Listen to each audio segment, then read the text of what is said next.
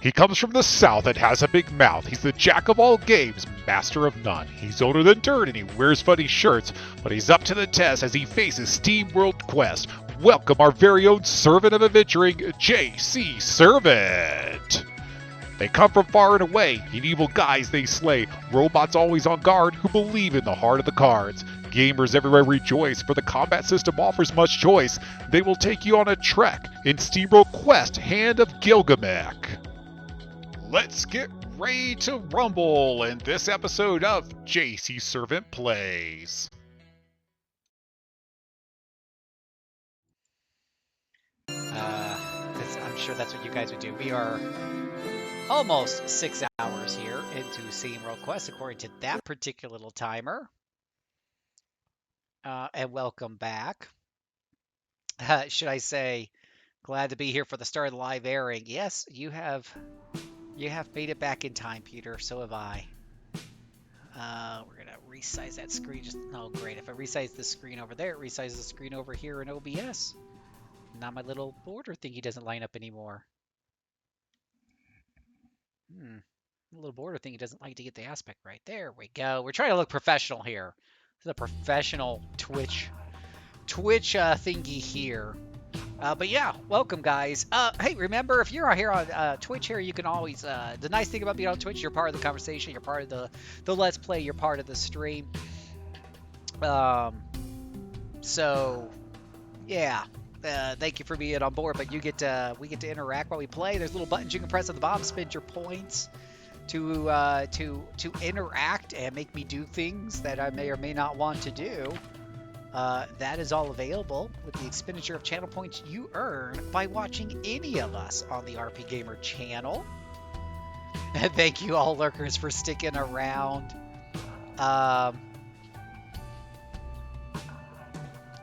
Do funny. Let's see here. Oops. Stop going out the door. Okay, we got this big, nice sword. Slash there. Dark Souls has a reputation for being very difficult, but it's not that difficult. All I can tell you, Chaos, is I'm not saying it's difficult. Maybe what I'm saying is that I really stink at those games, because last time I played a Souls game, I couldn't get to the first boss because the little guys kept killing me along the way. I swear each one of those could have been, in my books, could have been their own boss.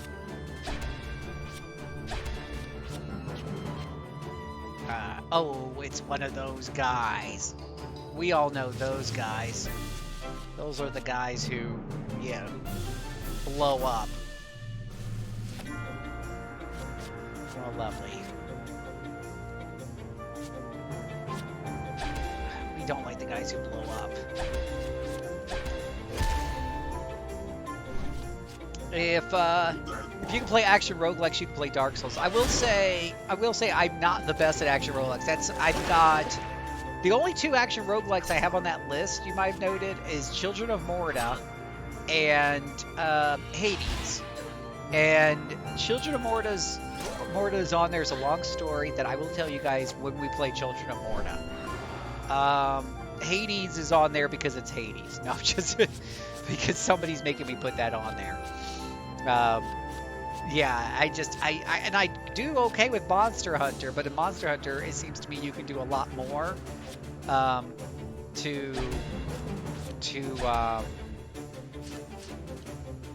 don't want that Berserk Slash card. Oh, he's Berserk, so he has to use the Berserk Slash card?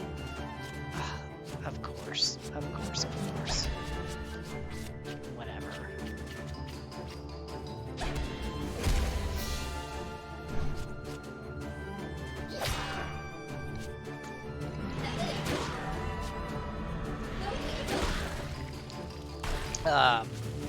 Yeah, I'm terrible. I just count myself as one of the terrible. I know people beat those games all the time.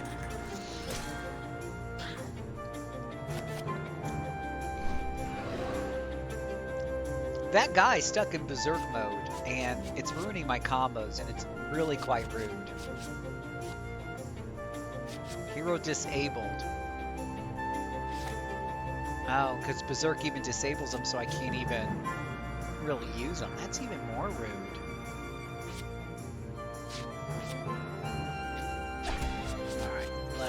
super soak the bomb at the bottom before, you know, he decides to blow up on everybody. Peter, thank you for being here at the start of the airing. Thank you to all you lurkers for sticking around.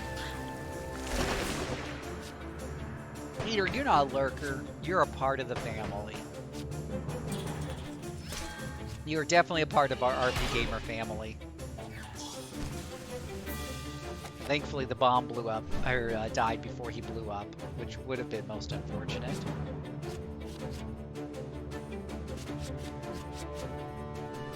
I have no steam power saved up. Ugh. That's not going to make it easy to use anything good.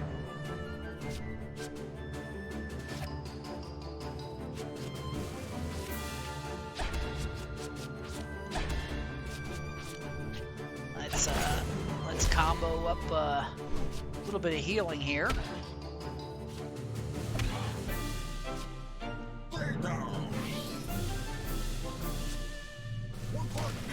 Anybody see Angry Joe's review of Cyberpunk? See, this game uses Slay the Spire combat and use 3 units, but they all share action points. So there's no action points, really. What it is, you can use 3 cards per turn, and the colors indicate, you know, which hero they're for. So the red cards for my fighter, the blue cards for my wizard, the green card for my, I'll call him the cleric robot.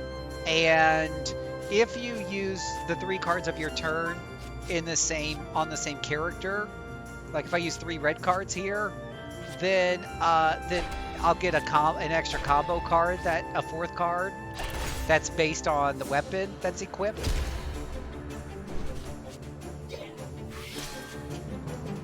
And it might heal everybody, it might do extra damage to the enemy, or in this case, it'll stick a bleed effect on them. And then the enemies will kind of do the same thing back. If that hero's disabled, then his cards, you can't even use them. So there's that. I would say that Slay the Spire definitely I mean, they're both card games, but there's a lot of differences. I mean, Slay the Spire is procedurally generated, including the monsters and everything else. Obviously, this game is not. This is a full-blown, story-based RPG and all that other jazz. And the combat, as far as the combat goes, I feel like Slay the Spire definitely, is more revolved around its classes. Their classes feel more like they got these unique mechanics that, together with the cards in the deck that you're building carefully, it's almost in a way like a puzzle. Whereas in this one, it really just feels definitely more like an RPG. It doesn't quite feel like it's got that whole, like that puzzle vibe. You're not trying to combine these different mechanics so that eventually you can do quadruple damage to an enemy or get an obscene amount of guards saved up or whatever it is. I mean, the flip side of that were bosses in Slay the Spire as you go along that have exponentially more hit points because they know you're getting exponentially stronger. It's kind of hard to explain, but it definitely is different mechanics and a feeling to the combat. What is Fixer? What does Fixer do? Details. Generates 2 additional gears. Oh, well, I've already got a crap ton of gears. Punch. Gears. Let's see here. Well, I tend to think from a streamer's point of view that it's a great honor to hold 10 viewers over a long break. I agree. Honestly, I'm honored that any of you take your time out to interact with me, hang out with me, to watch me play a game. I'm honored because it's not like I get to hang around a lot of times and watch you guys, right back. I don't. So, yeah, the fact that anybody stuck around for that long of a break, either there's a lot of lurkers or people really want to see Steamworld Quest, or they want to hear me go on and on. I'm not that funny.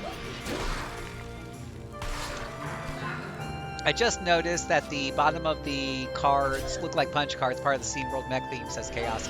Yeah, no, they absolutely do. It is really cute. I love the gears at the top. And if you see the level up animations, it's really cute. It's small, but it's cute. And hopefully we'll get to see it here. I don't know if I'm due for a level up or not, but we'll find out. So mana bury her, and we'll Searing Lash him. Do these cards bring harmony to your heroes?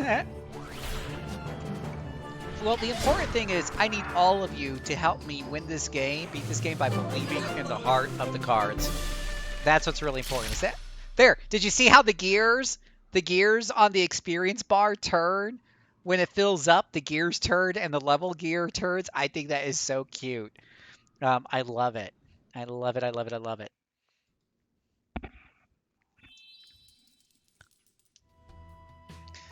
Hopefully, I turned down the music a little bit. I mean, I thought it looked like the music was drowning out my voice. Maybe you guys can correct me if I'm wrong. But let me know if that's an issue. As we continue to work through Steamworld Quest, Hand of Gilgamesh. Oh, crap. I forgot to change my cards. I was going to change some cards.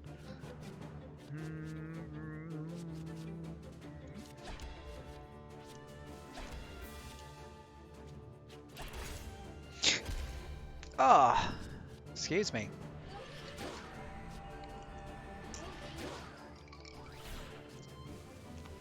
So, like the weapon she had before, the book or whatever she had, the wizard lady had before, when I would combo with her, it would give everybody on the team a small shield. This one instead throws a lightning bolt at the enemies, occasionally paralyzing them. Which, I'm a big fan of paralyzing enemies.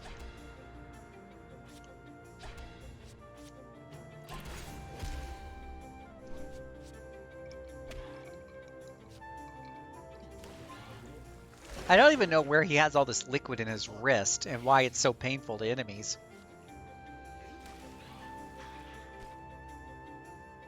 But there it is.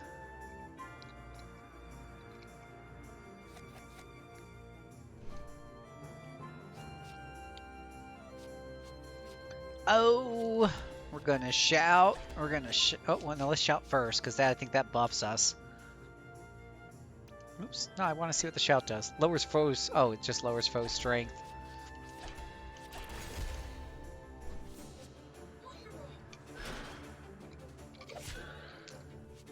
Now, I am a fan of card games, but I chose this game for my second. So, Child of Light was my first Let's Play. This one's my second one. And the reason why I chose this game is the same reason why I chose Child of Light. It's a shorter game. And I wanted to make sure that I was good with streaming and stuff. You know, and get a couple of good games underneath my belt, even if they were shorter, before tackling something bigger. So our next game on the list, I did some changing around because I had Boot Hero on there, which is also a shorter RPG. But after some consideration, namely the fact that the trilogy is not completely done yet, decide to switch that with Saga Scarlet Grace, one of the Romancing Saga games, right? And I think a run-through of that typically, from what I've read on the internet, typically runs around the more of the 40-hour mark. So,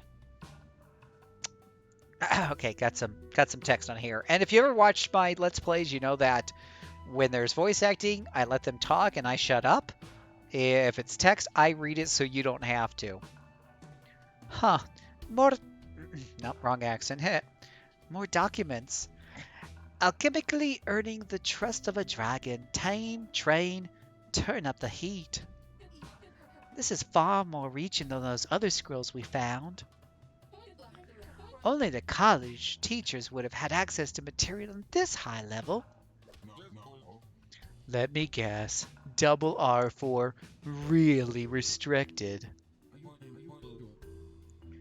Do you suspect rot among the teachers at the faculty? A fox in the hen house? I don't know what to think. This is all so unexpected. To even imagine that the college knowledge would be used for the benefit of an evil army. We better hurry up and find the guild heroes. Blue card generates 1 additional gear at the start of the turn for 3 turns. Oh, that's an interesting card. Can you believe I read out loud all of the Final Fantasy XIV main story quest dialogue? Why, Peter? Were you live streaming it?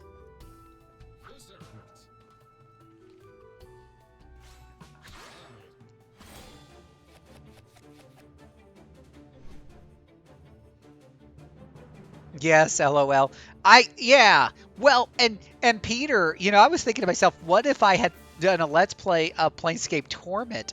That game is famous for having what, over 5,000 pages or something like that, or 50,000 words of written dialogue. Can you imagine reading that out loud?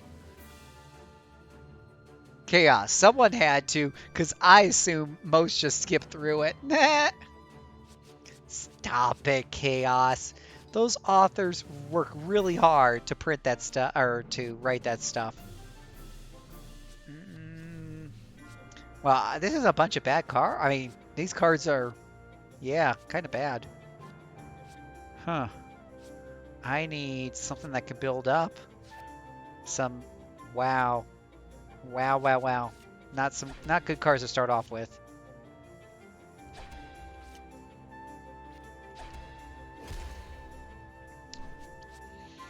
Only a Saga game I played but not finished was Unlimited Saga. Yeah, I ditto on the not finishing Unlimited Saga part.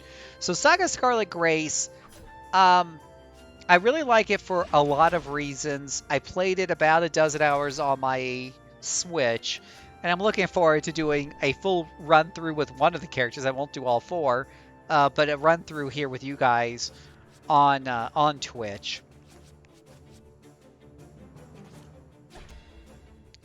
That's going to help.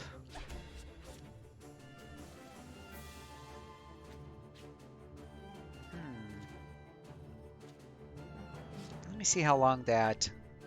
150 magic is frost damage to 1, lowers our frost for 3 turns. Interesting. Okay. So I'm looking forward to doing that, and one of the big reasons is the combat system. It does have more story than most Saga games, but that's not saying much. It doesn't have a crap ton of story.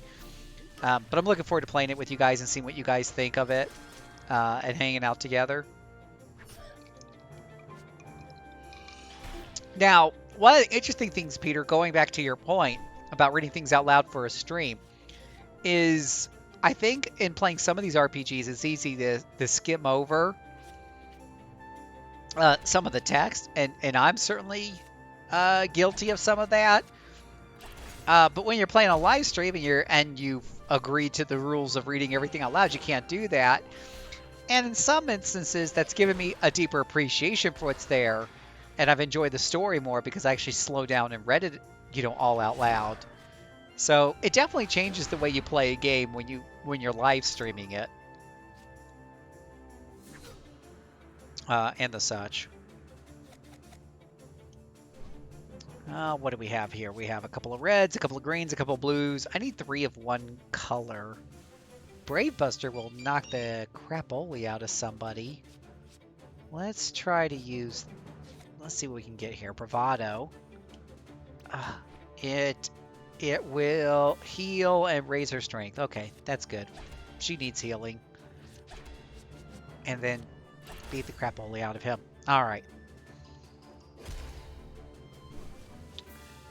Chaos says, I had fun with Unlimited Saga, but actually finishing the game with all 7 or so characters never happened. But here's the question, Chaos. Did you even finish it with 1 character? And Hero Harmony says, yay! Which, oh, by the way, while I'm thinking about it, one of the nice things, one of the other reasons why I prefer on the roguelike thing, why I pick the turn-based roguelikes is the same reason why I tend to pick turn-based RPGs for my Let's Plays. It gives me ample opportunity to talk with you guys during battles like this. I can divide my attention and read your comments. But if I'm playing like an action-y game, it's really hard to pay attention to comments, much less keep talking nonstop. So... But I know more action-y games tend to be more entertaining to watch as well. So I don't know how some of the professional streamers do it. God bless their hearts. Let's see here. Chaos says, it was definitely a unique experience, assuming that other Saga games are also like that. I think Saga Frontier was the only Saga game where I actually almost played all the way through the characters. Yeah, says Moogle, by the way. But yeah, Chaos, yeah, did you play through even one of the characters with Unlimited Saga? You did. Okay. It said, Chaos says, I did finish it with one or two characters on a separate playthrough. Okay, cool. So one of y'all had a question in there, I thought. It was definitely a unique experience, assuming all Saga games. All the Saga games are kind of unique experience and are kind of like that. And the way I can best explain it is well, hold on, let me explain it, and then I'm gonna lose track of what I'm doing with this poor sap who's like sitting there waiting for me to beat him up. Let's just throw some cards at him. So the way I best explain it is way back in the day in the 80s or the night. I played Dungeons and Dragons, right? But I also played what's called RPG board games.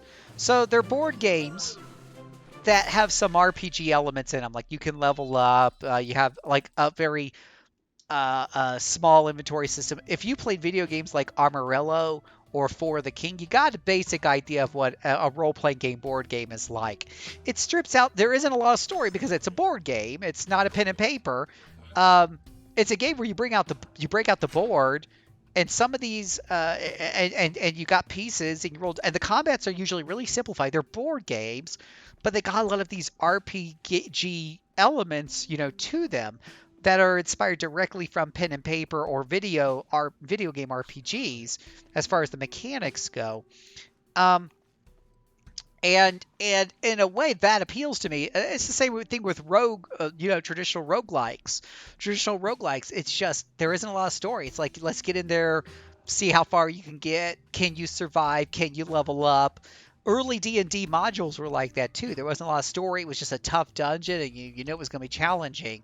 And it was more about the challenge of making a character and seeing if they could survive, if you could get them to survive, more than it was, there's this epic story and you're trying to figure out who murdered the king, and you're trying to save the kingdom or save the world.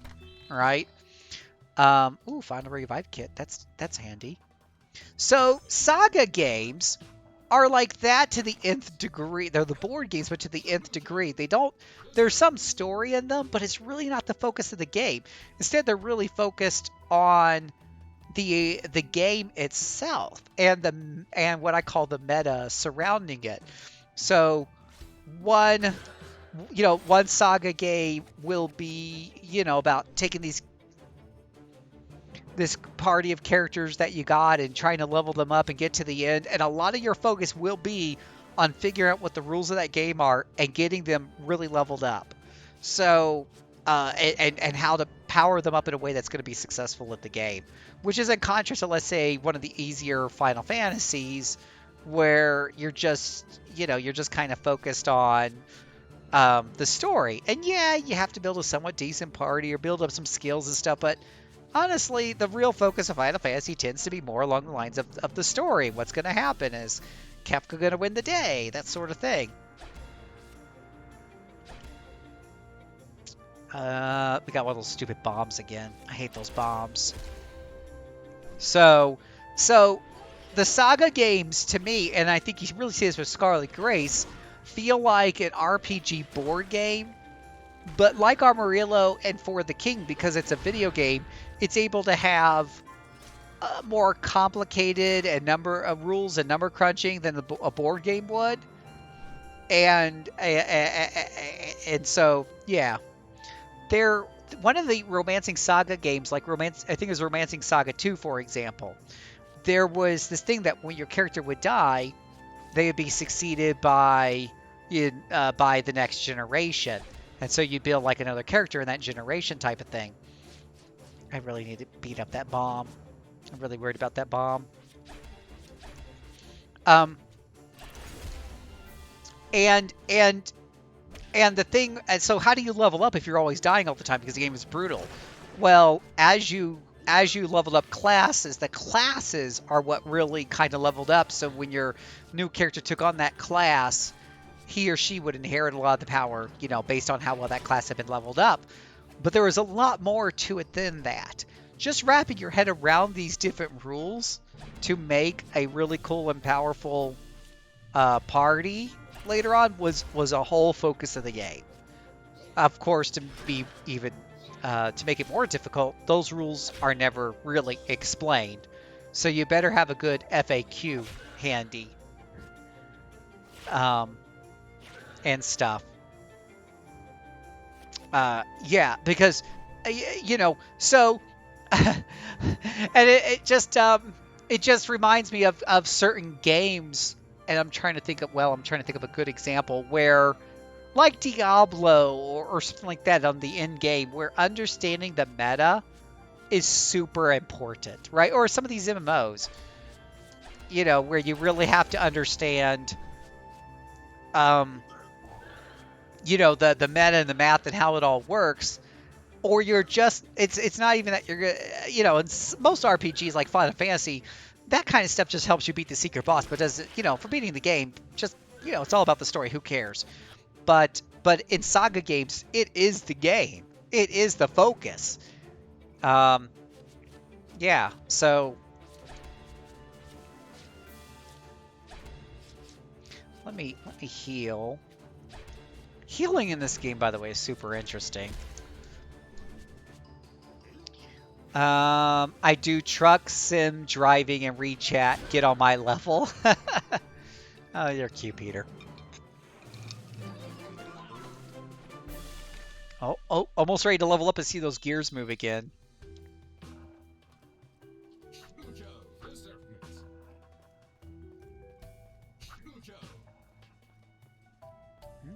It's up here. It's a bad guy.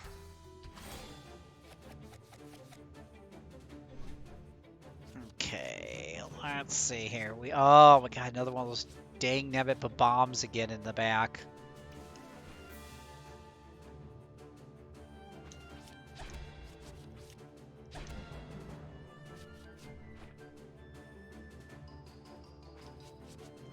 Kill the bomb.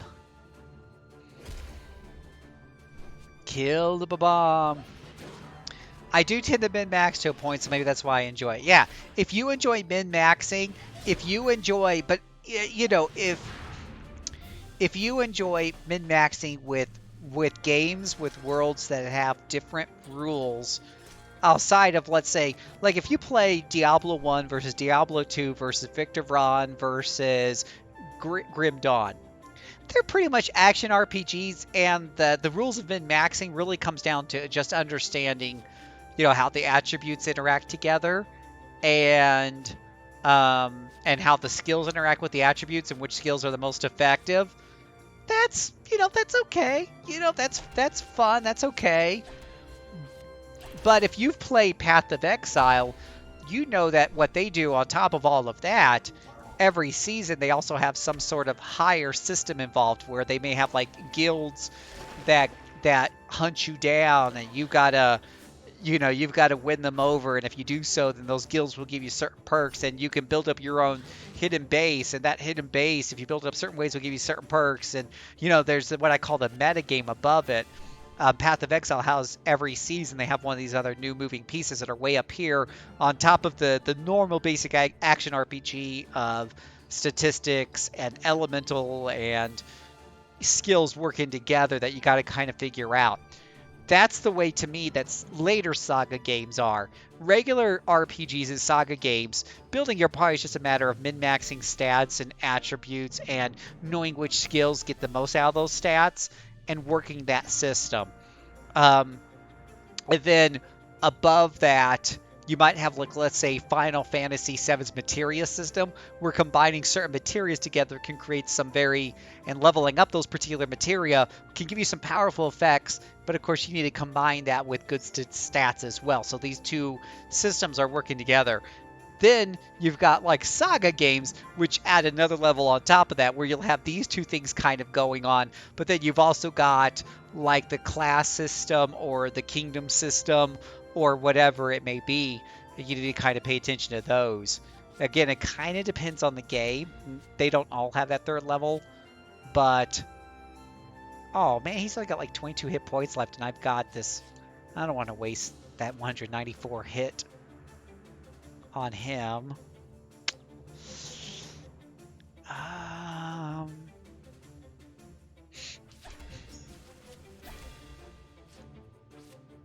yeah, let's do this. Let's see here. For the King was a bit rough, though. Even when I knew the mechanics, a successful run wasn't certain. You know, and that's the way it is with a lot of the true, like when you go back to the original Rogue and stuff like that, knowing all of the mechanics and knowing the game inside and out was never a guaranteed recipe. Your run could be ruined just as fast by bad RNG as it could by, you know, your ignorance and inexperience. The different, of course, if you were experienced, you certainly had a better chance of making a successful run, but you were never guaranteed. And I get the feeling it's that way with even Sheeran the Wanderer. When we were playing that the other day, I was dying in early levels, even though I knew the mechanics, you know, pretty well inside and out. I just wasn't finding good weapons and armor along the way. And then there was the unfortunate happenstance of me walking into, you know, a room full of, you know, bad guys. So that didn't help. Oh, really? I need a heal, but I don't have enough gear points for it. You will not stop me from healing.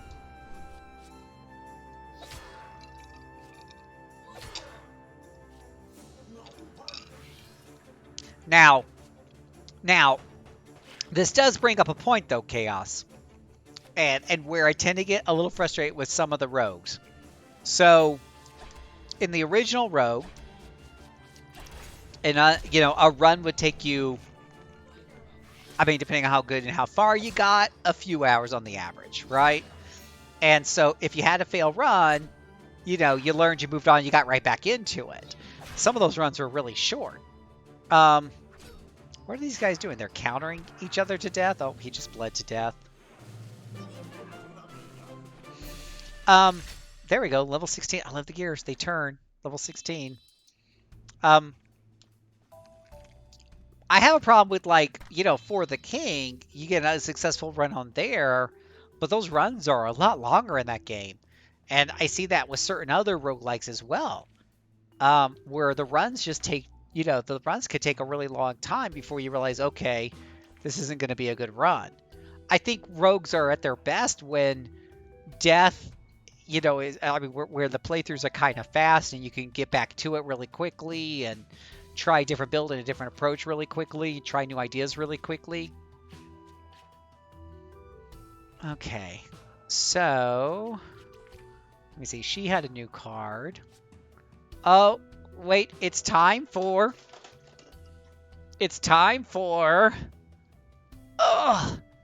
Now, one of the things you guys can always spend your points on is you can spend your points on the cat cam. That's right.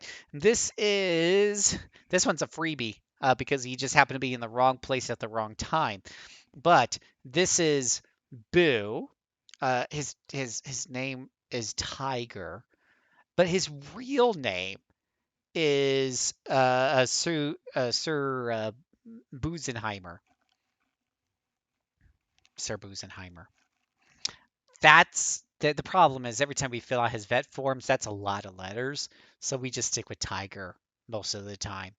And he is just he's just the world's cutest cat. I mean, just take a look at this, right? I mean, that's what my wife says anyways. Now, I personally think a silver tabby would be a lot cuter, but she assures me that this is in fact the world's cutest cat. Right now, he looks like the world's most perturbed cat, but yeah, no, he is really. I have to pat him now because I tortured him. But Sir Busenheimer, and he's gonna have his own. We're gonna get him his own logo so that we can we can really show him off in style. He needs to have his own official logo. Don't y'all agree? I think we do. Okay. Chaos has redeemed a random fact or joke and stuff. I am not very good at live streaming jokes. I don't know why. Because if I'm in mixed company, I'm chatting with people. I could do quite a few jokes that can get a good chuckle out of people. But I think it's the fact that I don't have people in front of me and I read their faces and stuff that makes that a little bit harder for me to know what you guys find funny or not. So I guess I just don't joke as much as I normally do. But I do have a whole bunch of random facts. And since this is a video game show, they're all about video games. Factoid number 812. There are about 1,181,019 existing video games as of 2019. They probably need to update that number. But as of 2019, there was over 1.18 million video games. So there you go. I find that a lot more interesting than the other random fact right next to it, which says esports is the professional competition for video games. Really? Really? That's not interesting.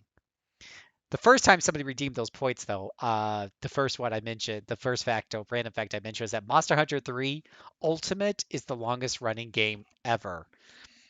Reported to have require an average of 693 hours to finish on the average.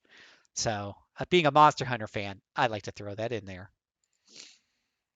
Thank you for that, Chaos. I hope you find the facts as educational as I do.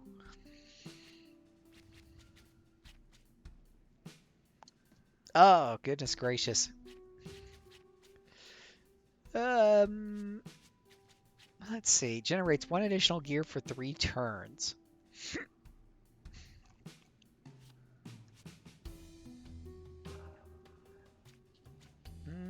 That could be kind of cool. I think what I was going to do, though, was just give this guy a little extra healing. So he has these quick fixes. I was just going to replace that with a bigger heal. Because we do have big heals to spend here. Costs a little bit more, but our group's kind of getting behind in the health category. So healing outside of combat in this game is, I don't even know if it's possible, but it requires there's 1 or 2 ways of doing it. You can either hit up one of those statues, but then all the enemies get replaced, or you might be able to use some of your limited use items maybe. I've never really tried that, but they're kind of limited, so I haven't. Otherwise, you got to heal in battle using your skills. So it's important that you manage that. So that's why I kind of swapped out, because we're still kind of like in the mid-health range. We're not gaining ground, we're not losing ground. So I'm like, yeah, no, it's time to work that up.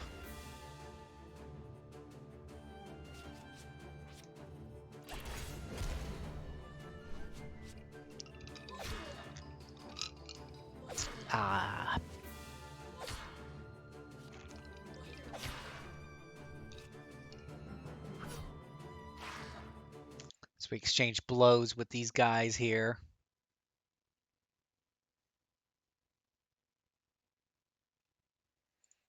Let's see here. What do we have? We have Super Soaker, we have Fixer. Give us a couple extra gear points.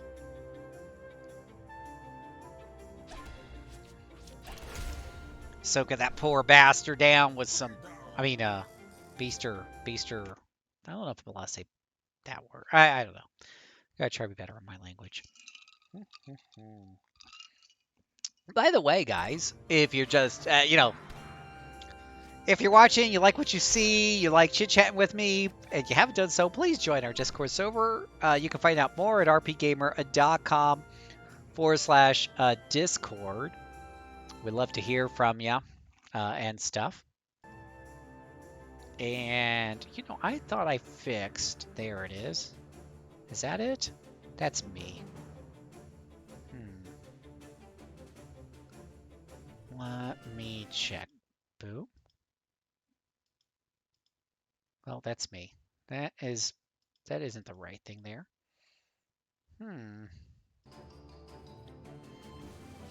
Okay. We got one more guy to kill. And when you got a couple of those big hits, it's not too hard. Ooh, that just looked painful.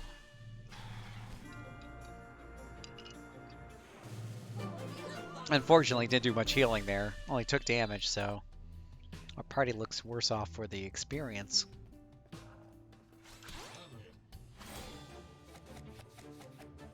Oh, now we get healing cards. Oh, mage.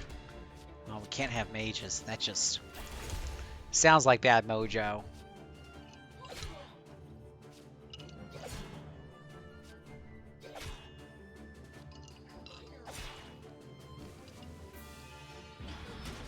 The only good mage is a bleeding mage.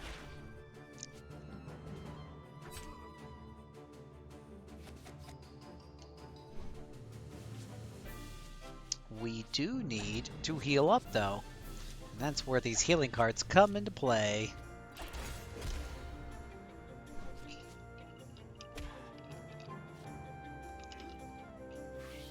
Ah, refreshing healing.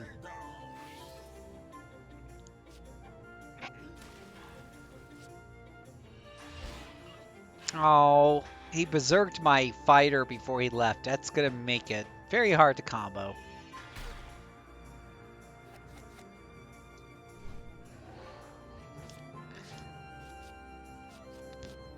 Especially since you can't even use the hero to finish a combo. Very rude.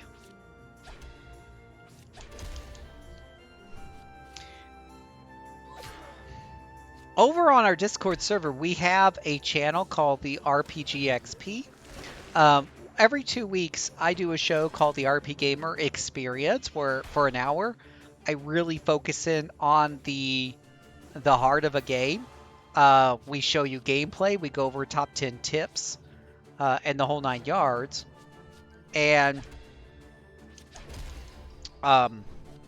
And we read your comments. You're welcome to be part of that show because we record it every other Monday at 9:30. We've moved it to a little bit later, 9:30 p.m. Eastern Standard Time. You can come in and share your thoughts. And then we save those over to YouTube. And it's a lot of fun. We have a good time doing it.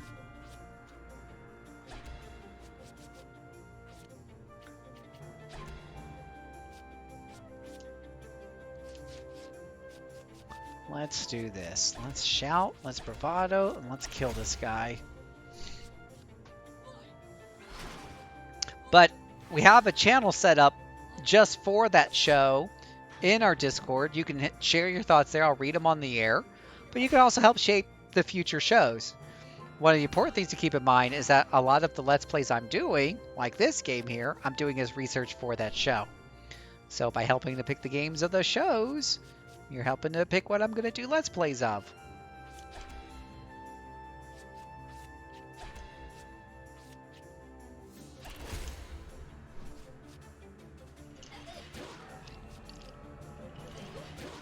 Mana barrier up. We're just kind of biding our time for a little bit here. I was kind of hoping to get some healing cards. And I needed to get rid of some of those cards in my hand anyways. Just not getting a metric ton of the healing cards that I'm hoping for.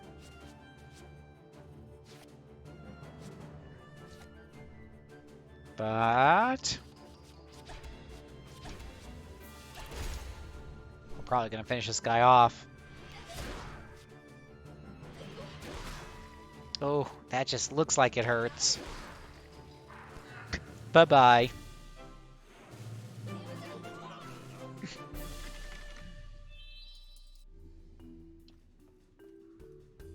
Oh.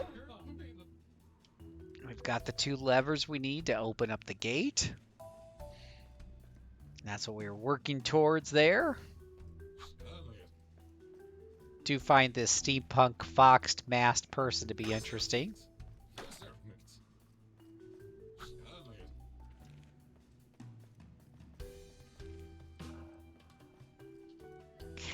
go back over here. Can I break that? No, can't break it. No money for me. So we can touch here and we can restore health. It's just it respawns all the enemies, which is a great way for grinding. I could almost smell my guild membership card.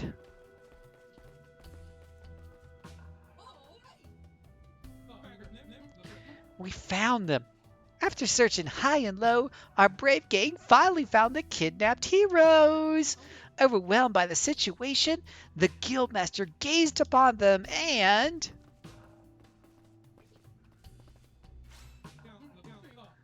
Wait a minute. I can't see Guildmaster Gaines anywhere. They arranged us in different cells, hey! Aren't you that crazy peasant who tried to crash our Christmas party at the Guild Club? Me and my parents were delivering fruit. I just wanted to say hello to the Guildmaster and ask him if he got my latest application.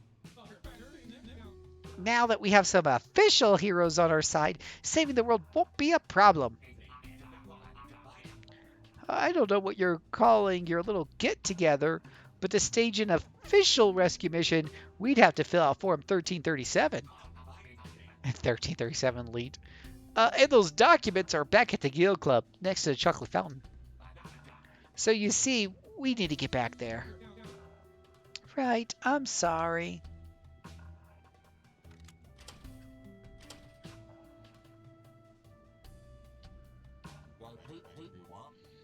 They sure left in a hurry.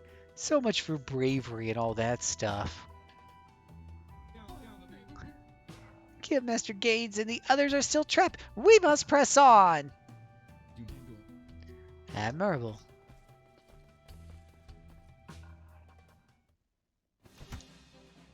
We got 86% of the ones in that one, or the treasure chest. 6. Cannery in a coal mine.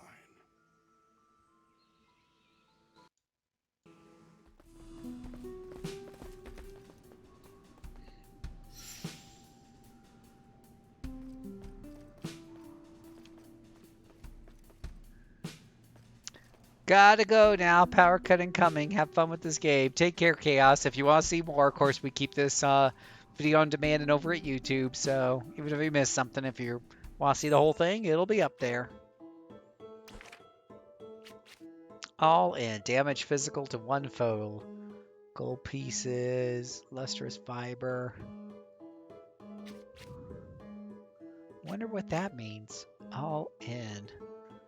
Oh, it burns up all your gears to probably knock the crapoli out of somebody. I liked using the Crusader and Mage in this, if I recall correctly. Oh, well, there you go.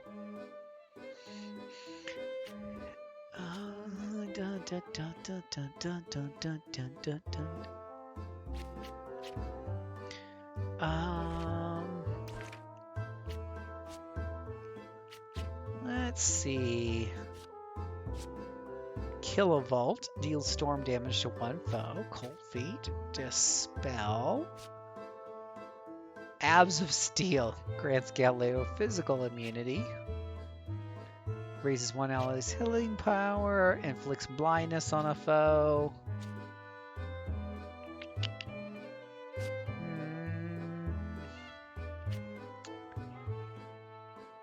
Got different cards to pick from.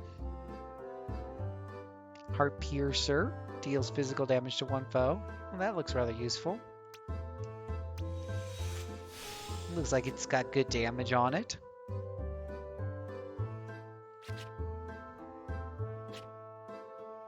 Grants 1 ally 45% chance for their attacks to be critical hits.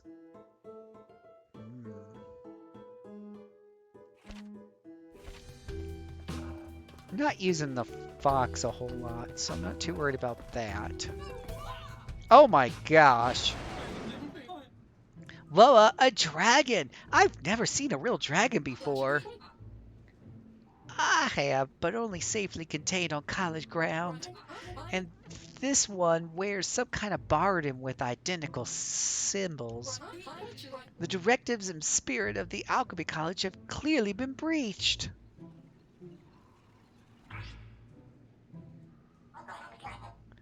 The stubborn bunch from the village. Be warned, I've been provided with this dragon from my new alchemical friends, and I won't hold back this time. Tell us, who is your ally, you twirling bird brain? Huh, you'll regret that wording. Ha! Once we beat you, we'll beat you again. We have boss battle! Which means boss battle music. Boss battle music. Boss battle music. Yeah. Boss battle. Boss battle. Boss battle. Boss battle.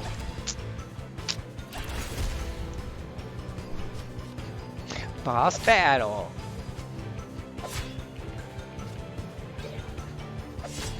You're not ready for the battle.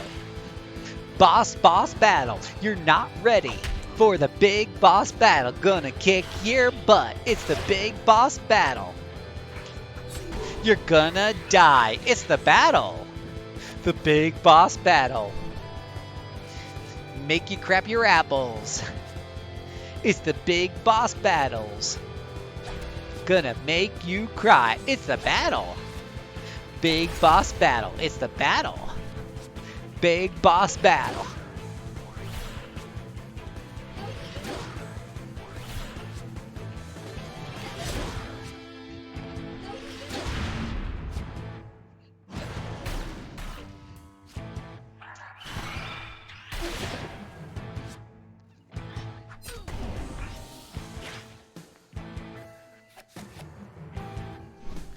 Big boss battle.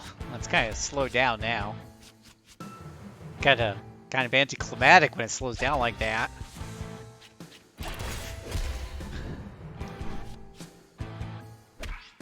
I guess it like can't keep it up for that long because you probably have a heart attack.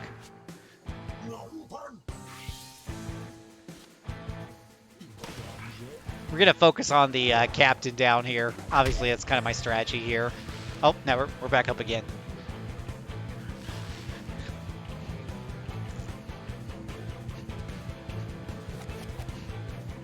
It's the battle. Big boss battle. It's the battle. Big boss battle. Gonna kick your arse. It's the big boss battle. Gonna kick it. Gonna kick it good. It's the battle. Big boss battle. It's the battle. Big boss battle. It's the battle. Big boss battle.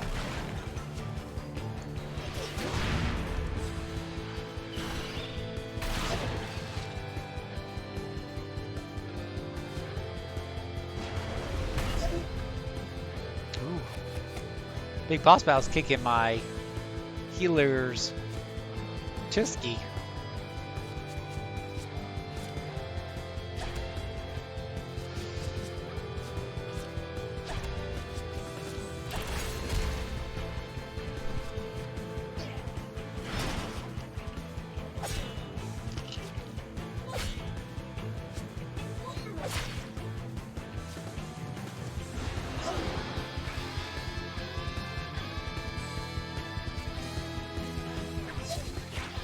Ooh!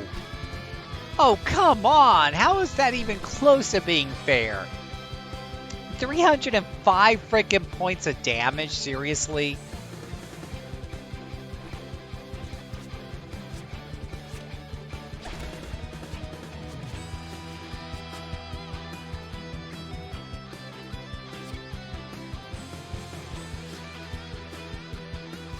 Let me see how much that... Now it restores a small amount of her health, so let's give her that.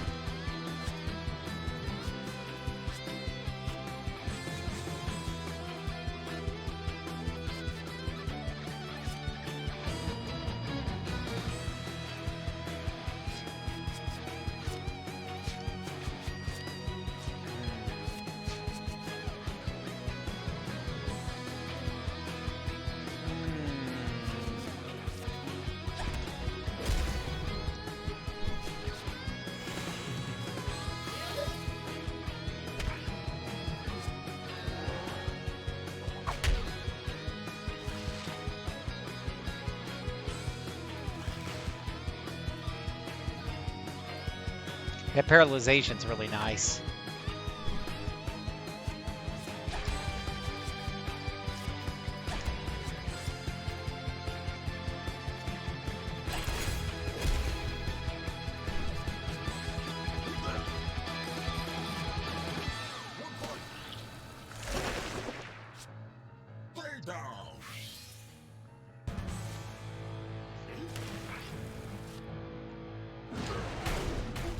Ouch. Ouch. Ouch. That is so wrong. Oh, now you come up.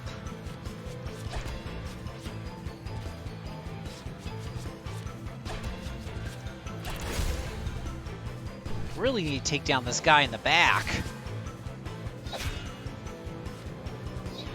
And that will help.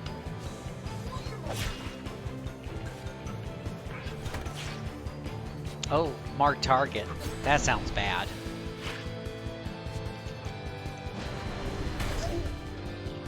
Ouch, that hurts.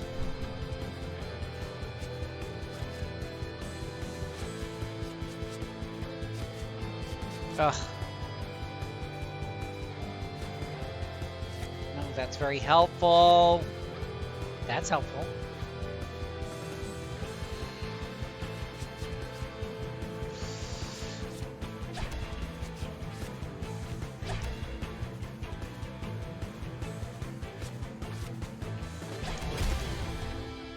Definitely not going to win any combo awards for this, but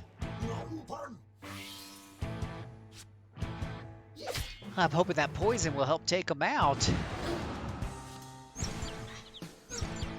Bird song? Is he confused now? Oh, he's down to 100 hit points. Let's see if we have a item that can help that confusion deal out. Let's see. It looks like a big question mark. There we go, smelling salts.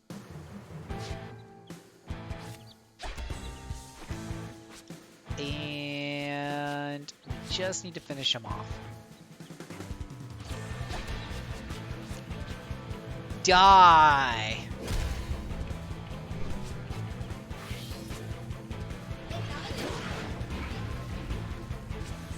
Go, go, mighty creeping coal. One enemy down.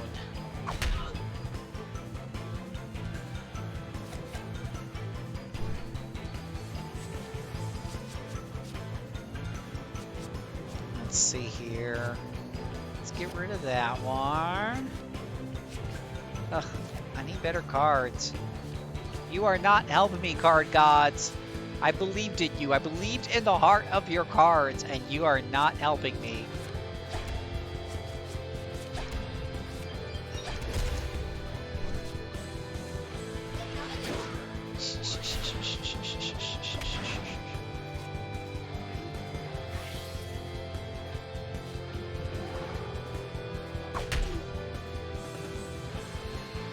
Uh-oh.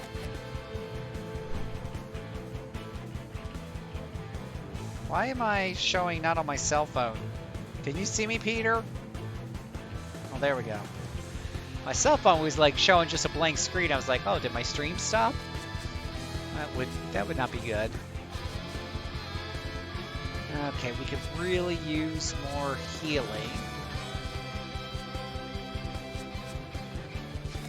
Healing? You're not healing. Healing? Where's healing when you need it?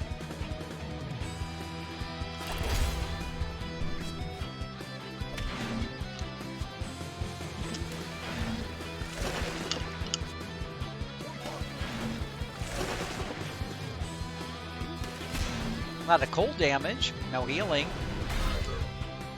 Ouch. Could really use healing. Why is it so hard for you to give me healing when I need it, you evil computer?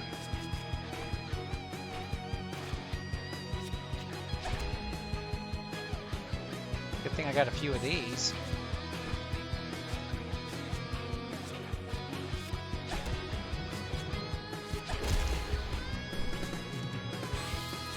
I'd be the first to let you know. Thanks, Peter. Appreciate it.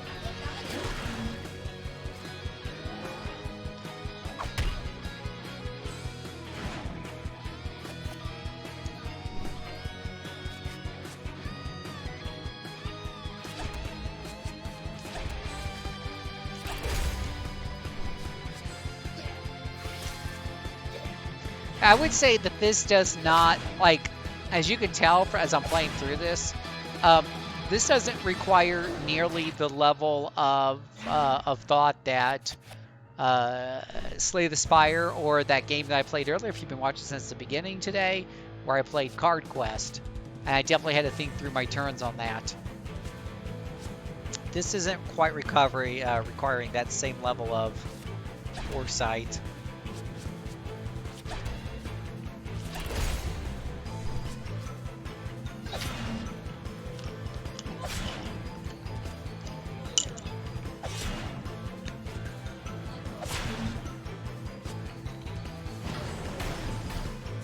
Ow. Okay. What do we got? We got paralyzed characters. That's not good.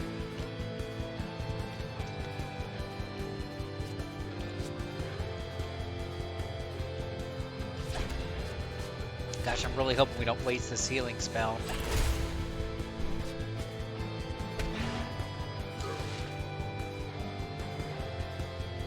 Oh, dang nabbit, wasted the bloody healing spell. Ugh, I believed in the heart of the cards. And now I'm gonna pay the... I'm gonna freaking die.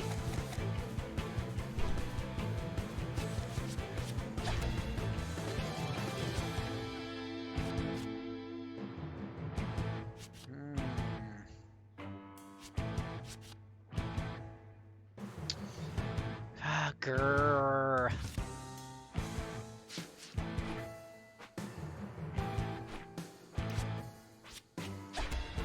Let me just use a healing vial.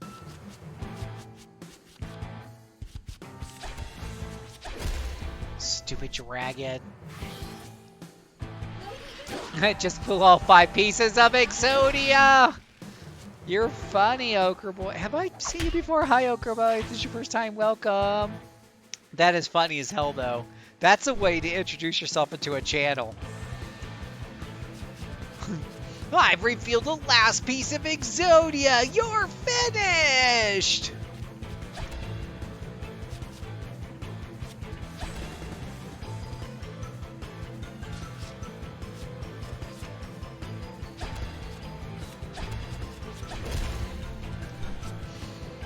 Oh, it's Chef. All right, Chef.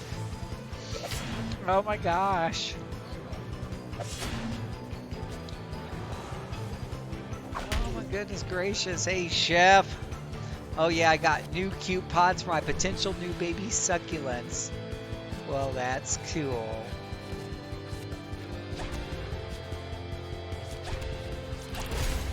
We're just trying to survive this boss. We're all down to like 25% of our normal health points. We're just trying to survive this bloodsucker. We took out his little sidekick friend. Ugh, and now he's paralyzed us. Which is totally everybody knows that's totally cheating.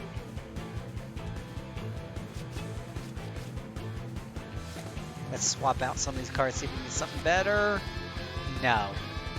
Heart of the cards has let me down yet again.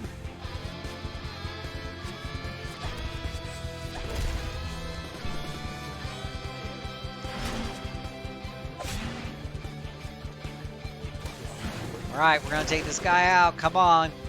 Believe in the heart of the cards. Believe in the heart. Oh, that hurts. It's really coming down to the wire here. Everyone's down to low health. Dragon's down to 200.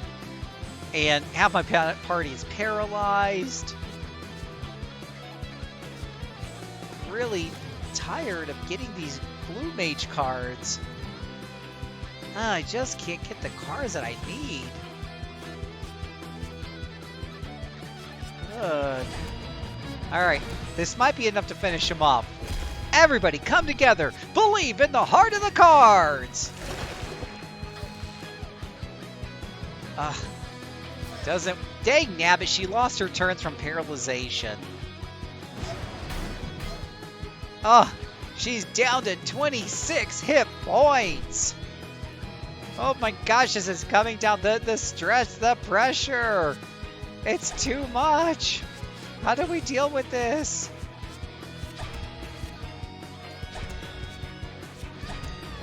Will this be it? Will this Exodia obliterate? Obliterate now! No! 5 epic hit points! He still has 5 epic hit points! This requires the ultimate card. This requires Blue Eyes White Dragon. Dark Magician, go! Woo! I'm waiting for him to go da da da da dun dun dun dun. Good thing I'm used to wheeling. Let's go slick. Level up! Oh, almost got a whole nother level out of that. Master Gates, we come to save you!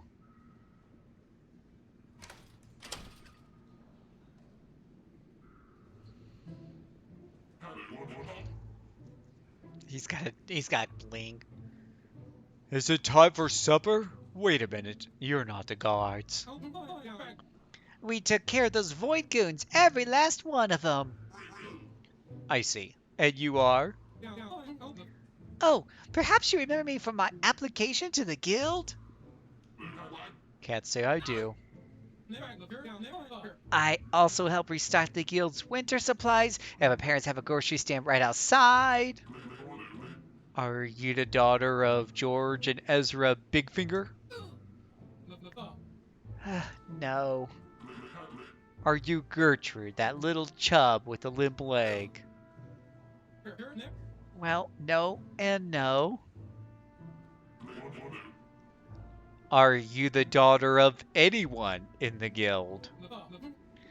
Like I said, my parents are grocers. Ah, you're part of the help. That's why I don't remember you. Oh. Look, I appreciate whatever you think you did here, but the guild is reserved for a higher standard. A membership can only be awarded by those who meet certain requirements. But we saved you! Now, for all we know, these Void Army fellows realized their mistake of locking up real heroes. Yes, the mere thought terrified them as they feared our next move. The move of staying put in the cage? We'll try tactic. Huh, those buffoons blindsided us. As a matter of fact, we were already blindfolded in preparation for Lenny's big barbecue surprise. Surely you must be curious as to why this Void Army decided to round up guild heroes? It doesn't strike me as that important, and don't call me Shirley. Alright, Gil, let's return to the village. The shrimp we left in the barbie must be tanned nicely by now.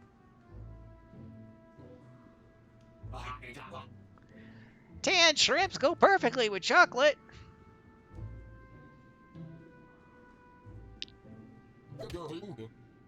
Well, they're headed back, and so should we.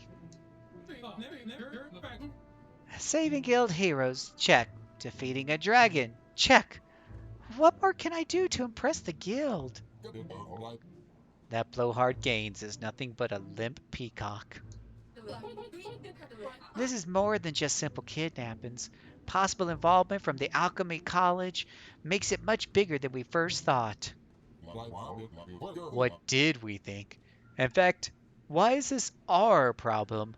We've done what we set out to do. Save the heroes. The village is safe.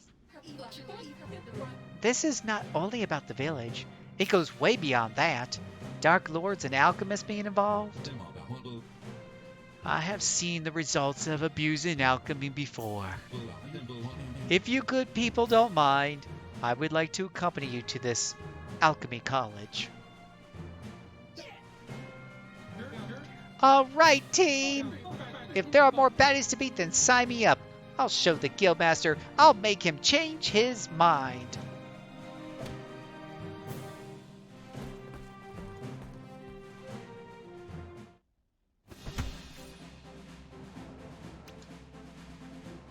Oh my gosh, that was just Act 1. Oh my gosh, it's Act 2. Chapter 7. At the college gates.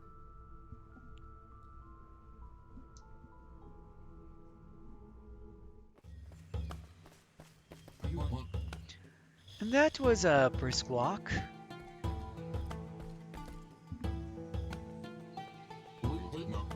A little too brisk for my taste. We're almost there. The college gate is just up ahead. If you're just joining us, welcome. My name is Phil, aka JCServant. We have just hit Act 2 of Steamworld's Quest, Hand of Gilgamesh. And look, the merchant's already here. Well, following you is good for business, just like following vultures for a fresh cadaver. We are working on a full Let's Play here. Act 2. I don't know how many acts there are. Typical 3-act story has 3 acts. So who knows?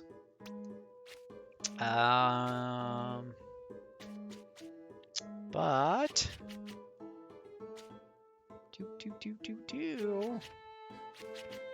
But yeah, we have been working our way through this game. We're building up our decks of cards. We do believe in the heart of the cards. Just got through that big boss battle.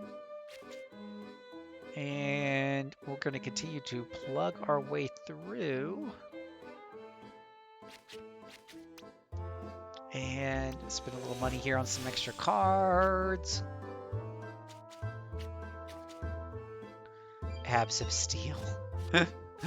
Abs of Steel, because why the hell not? Increase the damage of the foes below 30% health. I'll throw this one in. There we go. Grabbing a couple of cards there. And moving on. Ogre Boy says this game looks very interesting. I think I might just buy it. Well, it has been pretty cool so far. Definitely enjoying it. Can't complain.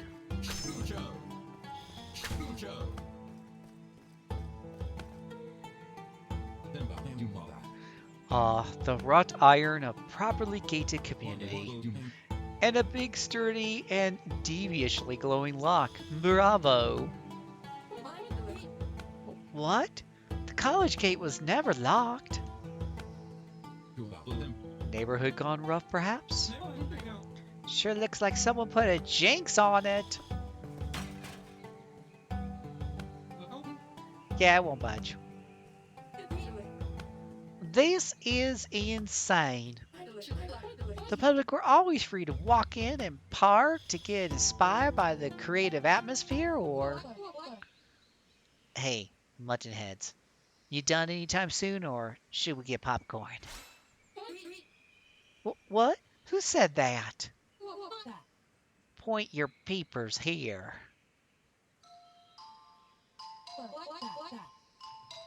We were just gonna pry for cool stuff when we heard your ruckus. Hello. Didn't expect much, but turns out you're quite entertaining. Pry for cool? Are you perchance here to steal? Tisk, it's only stealing if you get caught. How did you even get in? We brought a strange Jimmy root from a druid back home and used it on the lock. Jimmy root. Nice of you to close it behind you.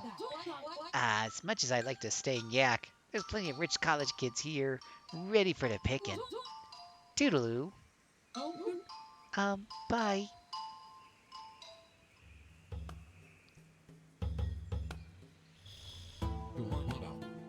I see now how the need for Jinx luck might have arisen. Gah! The nerve to steal from a school, my school! Face it, that pompous place has lots and lots of theft-prone stuff. I didn't hear that. Hey, maybe we could try stealing some from the. Maybe we could try something from the Hero's Handbook. Come on, Gallo, toss me. What am I? A catapult? Yeesh, it's summer camp all over again. A catapult? That's even more brilliant! Those big, strange trees we saw on our way here sure look sturdy enough for... Those trees were once planted by college founders, and I'm not cutting them down to build a catapult. Unlike some of us, I'd rather use my head for thinking than as a projectile. Now, to tackle the lock. Those gate crashers talked about a Jimmy root. I usually don't concern myself with this druid mumbo-jumbo, but... Word has it that an infamous alchemist snatched a root sapling from the druids and planted it deep inside the Astray Woods, an overgrown part of the original park. It could only be used once, but supposedly unlocks anything, even jinxed, hexed, or otherwise enhanced contraptions. That sounds super practical. How come people don't use them, like, all the time? Besides the root being extremely rare, you mean? The only non-druids knowing about this is alchemists, and they'd rather sit in their comfy labs than get lost in some perilous forest. Right now, I see it as our only option. Smashing. The game is afoot. I still think a catapult would have worked.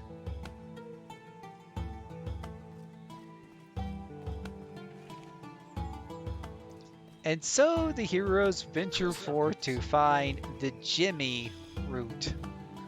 Not a Jimmy lock, a Jimmy root. Whoa. Exclamation mark. Can't be anything bad here. I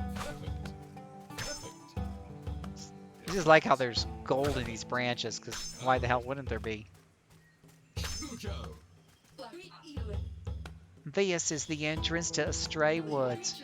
We need to stay alert and be wary of which path we follow. I don't know how many times I've gotten lost and end up right back here. Oh boy, mazes. We love mazes, don't we, guys? Everybody loves mazes. Oh good, the mini-maps have no use. Well, that's lovely. Astray Woods, is it? Well, as much as I adore just, going all the way around and trying to find stuff, we're just going to pull up, just going to say how we get through, just gonna get through this, just, yeah. Let's see here. All right. What do we have here? We have an exit over here. Oops. What's this? A sketch of a butterfly? Well, there's lots of sketchy butterflies around here.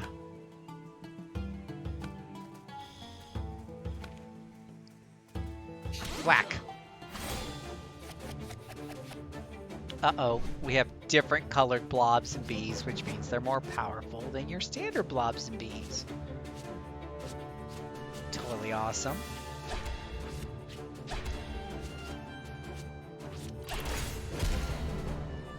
Let's debuff. They're amazing, says Mugalactomancer. Yes, they are. Alright, let's hit him with a Thunder Wave. Hyper Moisturize. Wow, that's cheating. Moisturize? That's his healing spell, it's Moisturize? Not sure how I feel about that. Alright, let us do some fixing up in. Wait, let's punch him. Let's get rid of the self-healing guy first.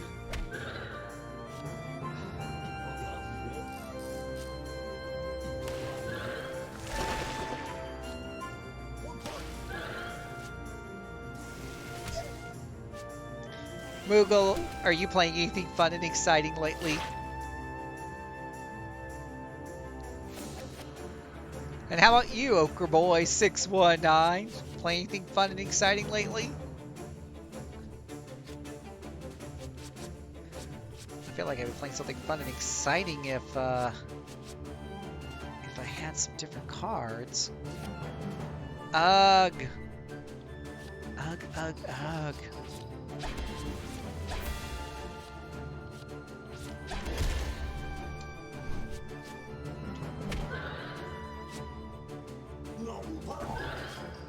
Gonna kill this Helps Demon. I'm currently playing Stygian Reign of the Old Ones. Now that's one I haven't heard of before. Is that an RPG?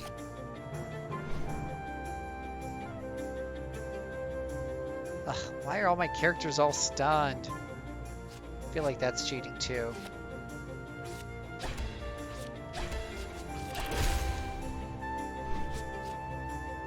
Still working my way through Immortals Phoenix Rising.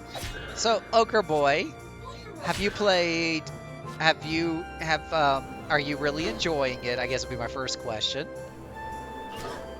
And my second question would be, if you played Breath of the Wild,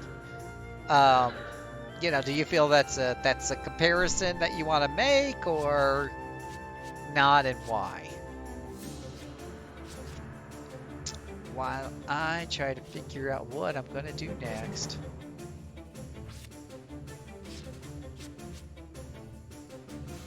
Ooh. Oh, I need that card. Oh. So wrong. So wrong. Yeah, chop them down. Resist this. Stupid blob.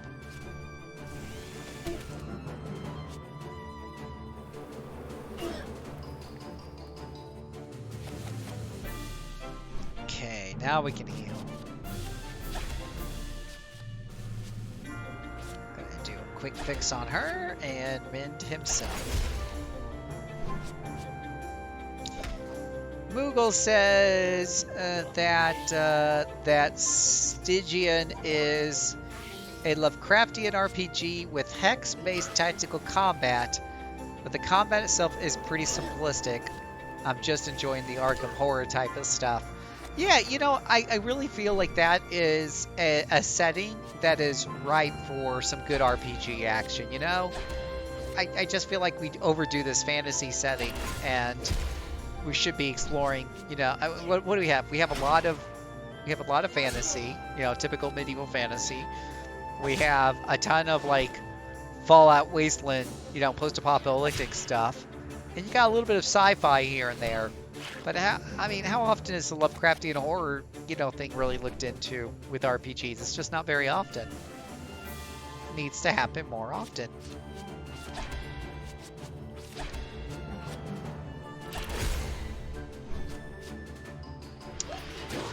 Let's see here. Ochre Boy says, I enjoy Phoenix Rising. The cutscenes are a little funky, kind of like the cutscenes from the Fable series. The animation's just off. And yes, I play Breath of the Wild, and Breath of the Wild is way better, no comparison. Going back to, and I'll talk about that in a second, my thoughts on that in a second. Go back to Moogle, though. Best part is I'm playing as a spellcaster, but casting spells cost you sanity. If your sanity drops too low, you start developing various types of madness. Yeah, that's what I'm saying. Like, there's ways to be super creative with this. There really is. It's a shame they don't do, you know, kind of more with that. Going back to Phoenix Rising for a minute, I guess my So did you beat Breath of the Wild? Did you get through it all the way? Let's see what we got here. We got more of those darn blobs. Let's mana barrier up.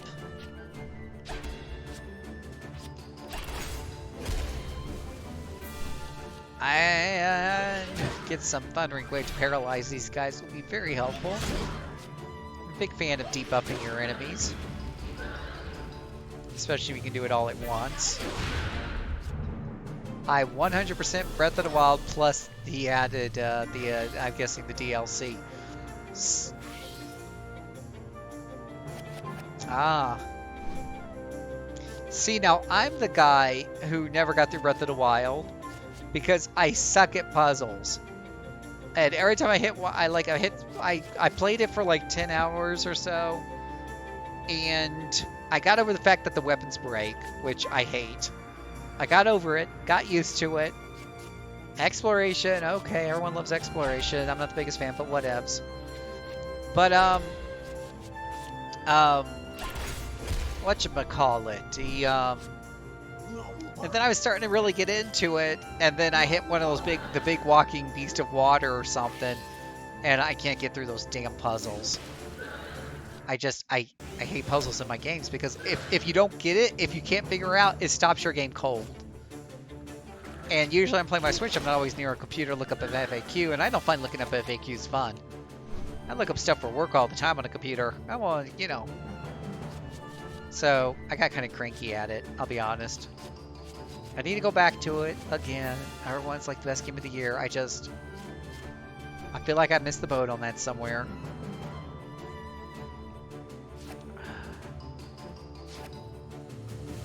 I do feel like I missed the boat on that somewhere.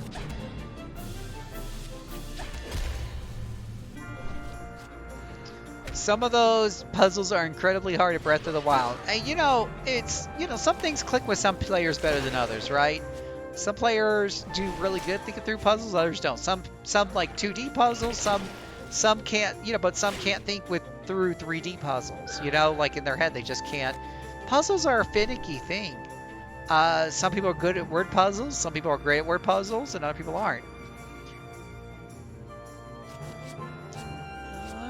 Let's see here. So this hero guy's paralyzed, and so it's making a lot of his cards. You see the electric there. I could do a hero thing. There's just a good chance it's not going to work.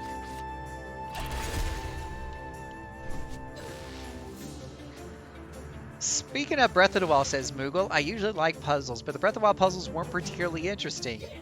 They really felt tacked on in terms of fitting in with the rest of the game, which I didn't much like anyways. I'm one of those people that want the Zelda series to go back to what worked instead of being open world again. Interesting, Moogle. Yeah, you and I might get along okay on that. I mean, I don't know. I will say I've always struggled even going back to the original Zelda. The only reason I ever beat the original Zelda was somebody was kind enough to gift me a Nintendo Power, because there's no way on God's precious green earth I would have ever figured out where those things were on my own. We're all like, some of those hidden dungeons and stuff. And I don't mind, hidden stuff or stuff hidden behind puzzles if they're optional, but when they're required to just get to the dungeon, to be able to get the weapon you need to beat the game or the secret bracelets or whatever. Again, if it doesn't click with you or you don't know where it's at, it'll stop you dead in your tracks. And I'm not the kind of person who finds it fun to wander around for 2 to 3 hours putting bombs on every single mountain trying to figure out where, one's going to blow up because I couldn't put together some archaic clue from this old guy in the corner.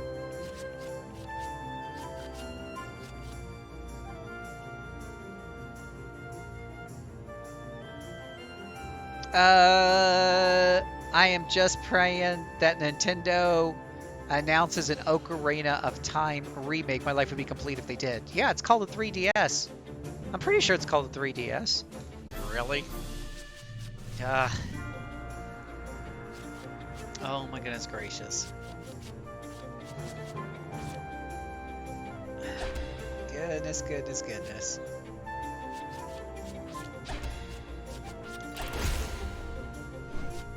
What are we gonna do with ya?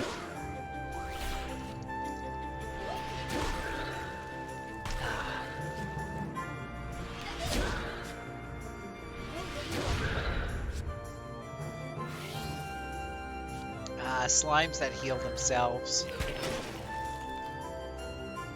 Oh, the cat's back again.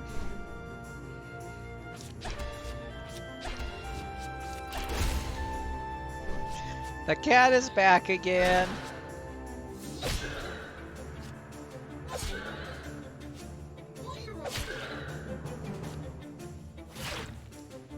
Ugh.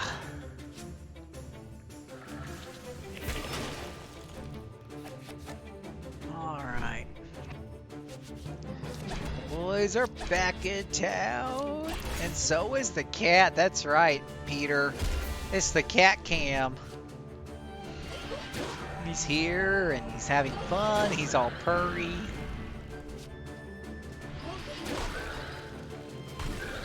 Ugh. He's doing the headbutts.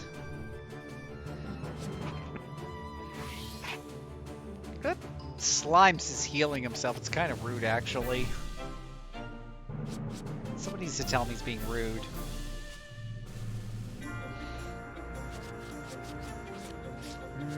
Let's see. I don't know which one of these to get rid of. I like to... of course. Okay, let's do that. Try to get my chains together there. A lot of times my strategy really is just to do whatever I have to do to get 3 of a color, so I can get the combo in. I mean, it's clear that these things are weak to lighting, but I didn't bring any lightning cards, so can't really play around that too much. Ooh, but that's nice.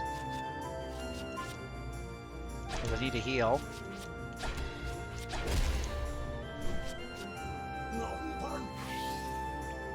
Do you guys believe in the heart of the cards? If you do, you might want to check out the game Card Quest. I gave it 1 hour to impress me today. You can actually go back and view that on the Twitch archives. Eventually, we'll get that up on YouTube in the next couple of days over at RP Gamer. So you might want to check that out. And see if it earned a spot on the Wheel of Rogue. And Card Quest, kind of like this game, it's a card game. Graphics aren't nearly as cute, aren't nearly as good. But does that mean it's not a good game? That's the million-dollar question everyone's asking, right?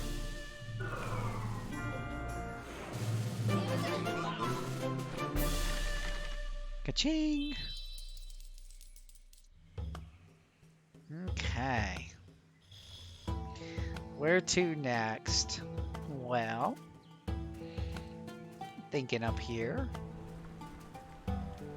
Oh, one of those little healing shrines.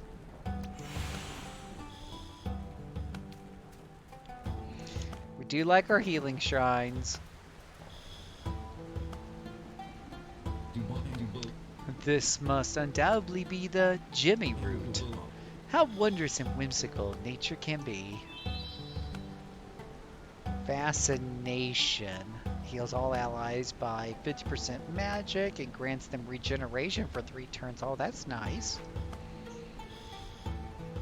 Is that a fox card?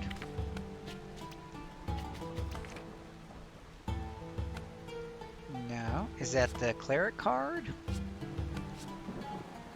No. I mean, what card? Who's got that card? It was a weird. Oh, there it is. It is the fox's card. Oh, the foxes get behind XP. We should probably swap them out. Let us check out your deck, buddy. We've never really used the fox in combat before. We definitely want that one in there. Heals all ally switches to the Funko Money Mask? What the hell does that mean? Heals all allies by 110. Switches to the Fukunumuki Mask, which heals Orc for 4% of his maximum health whenever he takes damage. Combo with Frog heals an additional 40% magic. And that is Fortune's Favor. Okay. Well, we've kind of already got... Let's pull that one back out. What's this raid? Deals arcane damage to one foe, but also deals damage to Oracle. Switches to whatever mask. Heals all allies. Grants them regeneration. Slide clone damage deals damage to one foe. Alright, so let's see. We have some Kill Vault cards here. Deals 45 to 135 magic as storm damage to one foe. And this one does the same thing, but lets you draw an extra card. So let's try putting in a couple of those and taking out the Searing Lashes, since we seem to be running into some of those guys.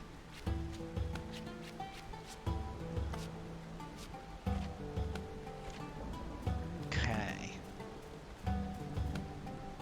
Oh, we're supposed to get the root. We should probably get the root. It's kind of important we get the root. Nature is truly amazing if you look through the sober light of alchemy. This thing, however, was cultivated by druids, so there's probably some unorthodox ritual or other mumbo-jumbo involved. It wouldn't be the least bit surprised if the woods themselves have somehow been affected by this thing. So we're not going to use it? Of course we are. We're not going to build a catapult.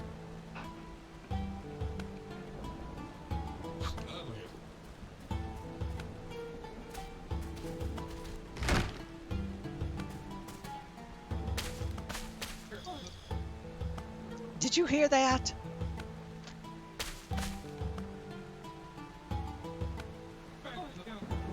Something's moving in the trees. Huh?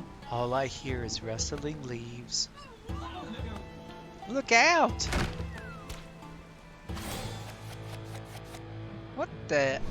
Oh, uh-oh, guys. It's time for big boss battle! Woo! Big boss battle music. It's time to bring it along. Big boss music. Come and sing the song. It's boss time.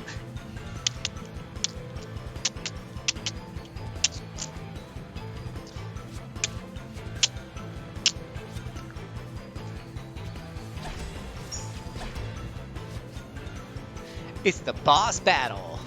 Boss battle song. It's King Slime. Taking them down. It's King Slime.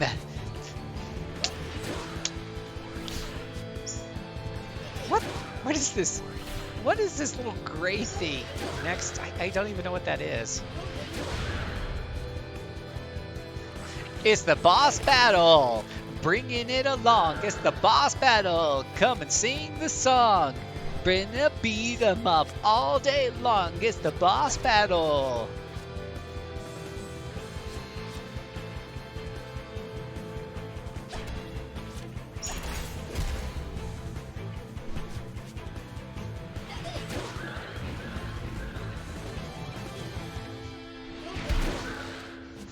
I activate Creeping Cold.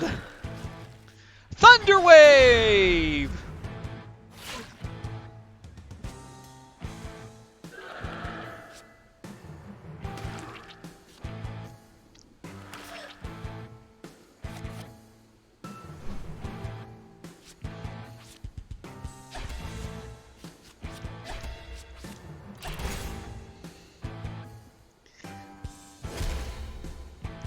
Let us go for ear cut.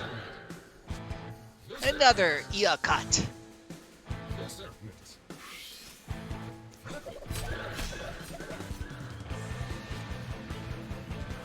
Royal Flush. Ooh, ow, ow! Oh, what the hell?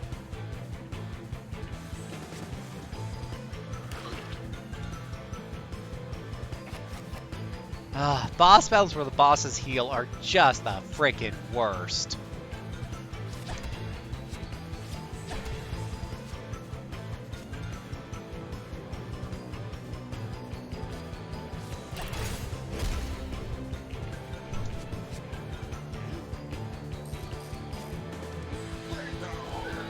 Hopefully that poison will take him down a few notches.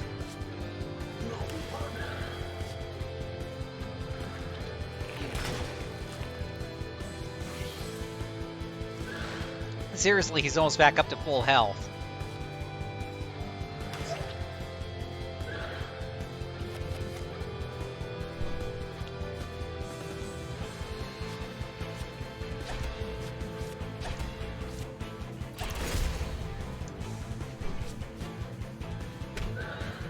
Break it down with the big boss song. Boss, big boss man, it's the boss. Big boss man, come and sing along with his band, 'cause it's a big boss man.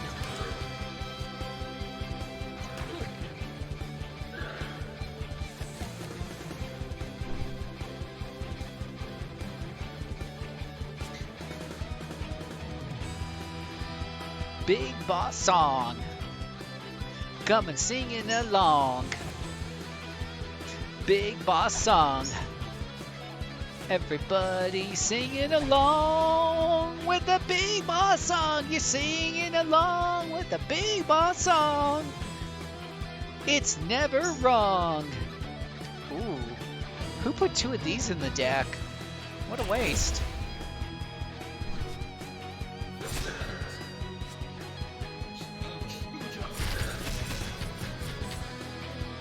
That left a mark.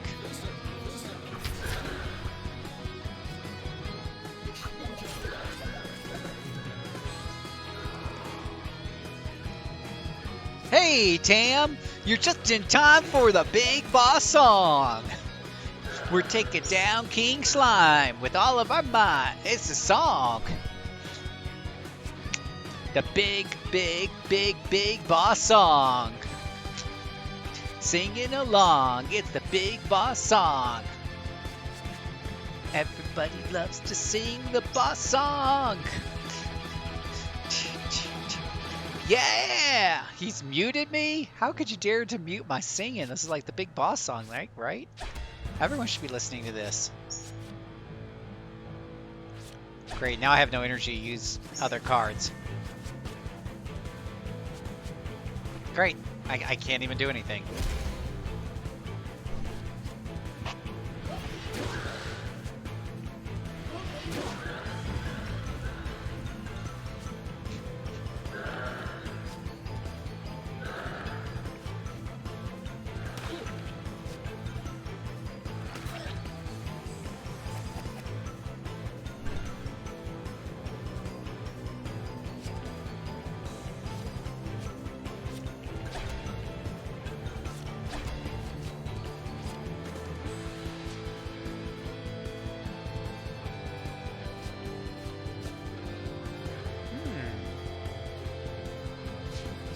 Wait, do I want to do this one first, and then the frog card, and then the fortune favors?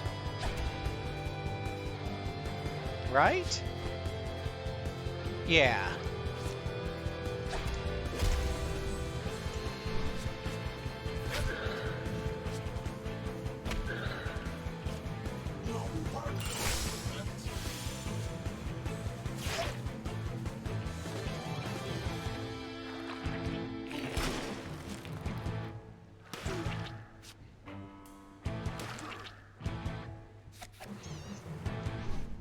Right. Oh, too many high cost cards. Let's mana card her up. And let's get rid of that guy there. Yes, perfect. Let's go ahead and mend her up. Oh, no. Creepy cold. Need a combo. Need a combo to Thunder Wave so I can paralyze their butts. While we do the song, the big boss song, bringing it down. Did you hear me, Stammer? It's time to bring down the hammer with the big boss song. Royal Flush. Ooh, that Royal Flush hurts.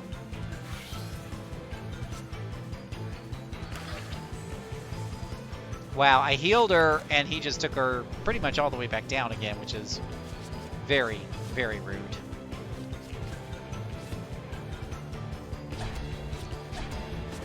So, I'm not going to get a combo this time because I just need to get her healed again.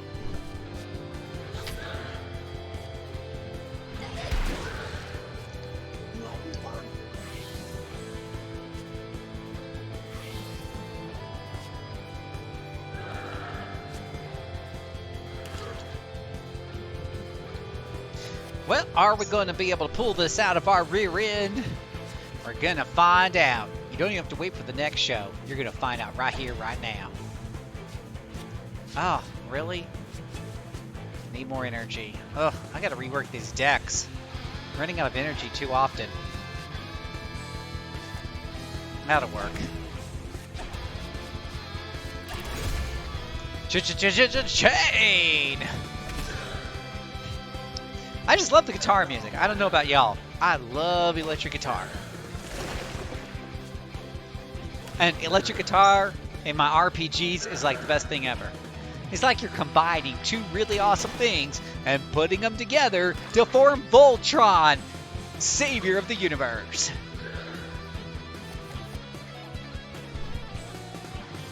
Yeah! Big, big, big time. Time to cut them up and sing. Ooh, what's this? Oh, that's the one that gives you regeneration. Or I could cut them up. Or I could have regenerate. I'm going to regenerate.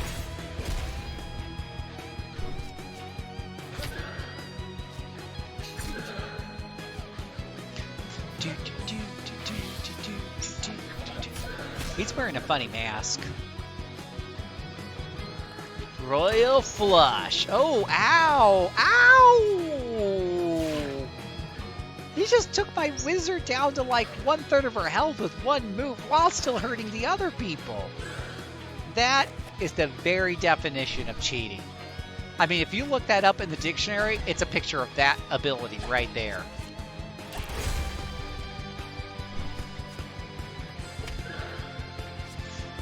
But you know what? Cheaters never win. We're taking this guy down. That's right. Squirt water in his face. You and your cheating healing cards.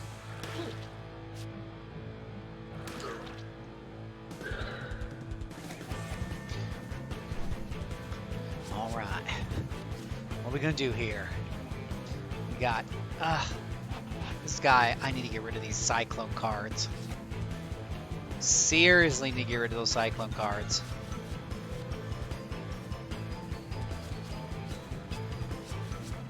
Ugh. I don't know what's worse. Oh, here we go. This'll work.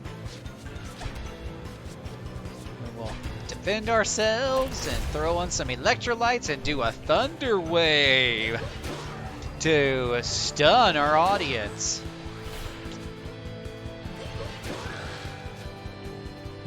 Thunder wave! Come on, guys. You can't handle this. I don't know what that King Slime has on his shoulder, though. I don't know if that's like last night's dinner, an extra brain hanging off his shoulder. I don't have any idea what that is.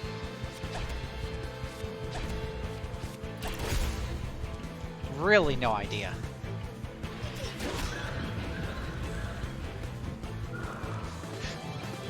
Aw, the little slime died.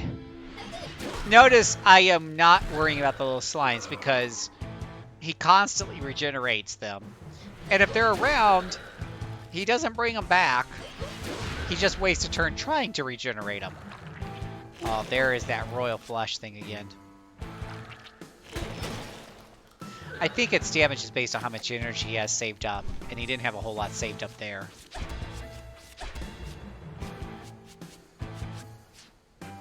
Ugh. Need more energy.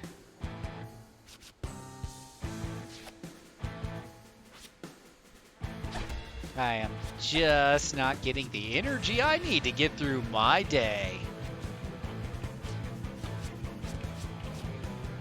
Raging Demon. That sounds awesome. Let's do it.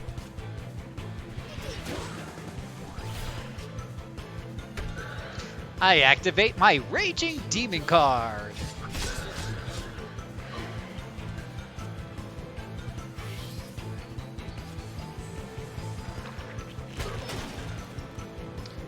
Oh, you keep healing yourself, buddy.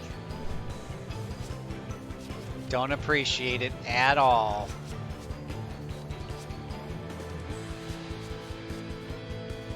Let's see here.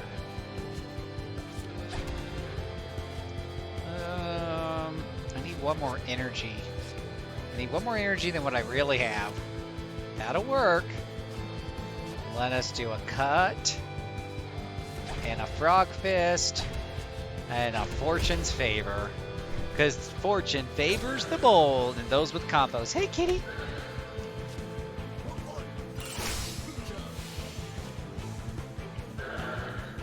Aw, you brought some more of your friends. I'm so surprised. Now, it says he uses a split ability. I honestly think the split ability should certainly take from his hit points. Okay. We're definitely going to have to talk about your cards when we get down with this, bud. We are.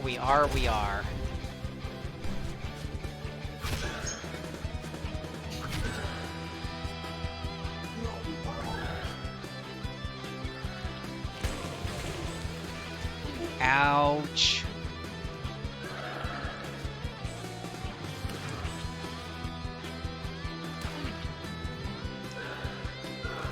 Alright, there we go. That's what I'm talking about. Time for the gears to go up. Level up. Oh, he didn't get very much. Top people didn't get very much experience. I told you the woods will be affected. Nah, a ton of slime falling from the sky could happen anywhere.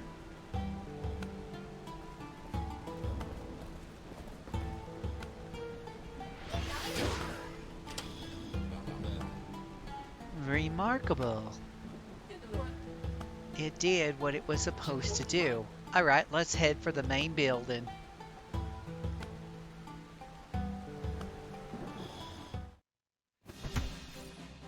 At 0% of the treasure chest. Yeah, because I wasn't willing to get lost in the darn forest looking for random treasure chest. Never finding my way back out. Chapter 8. A quest for knowledge. Is that Patrick Stewart? I feel like that's Patrick Stewart. He totally did the voice acting here.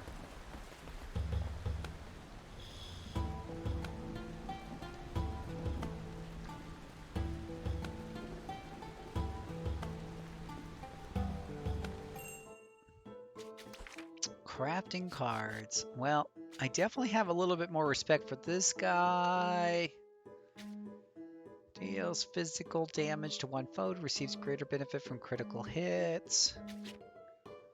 Wind Call deals storm damage to one foe. Oh, that would have been helpful. Bushido grants one ally 45% increased chance for their attacks to be critical hits.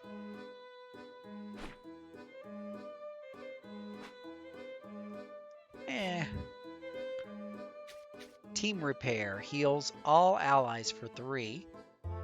Useful. Very useful. We'll take that. Element Ward raises allies' fire, frost, and storm defense. That could certainly be useful as well.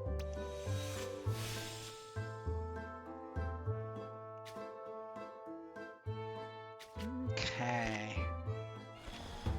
Oh, we didn't see. Can we upgrade cards?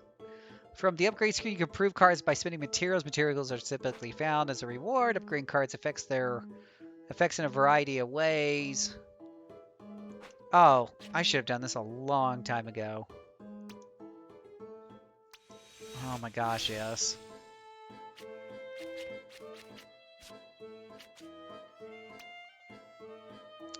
Mana barrier to mana barrier something.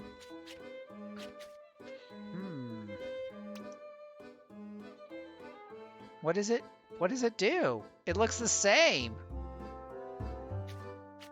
It gets a border? I mean, what's well, at least that one looks like it does a little more damage. What does this one do?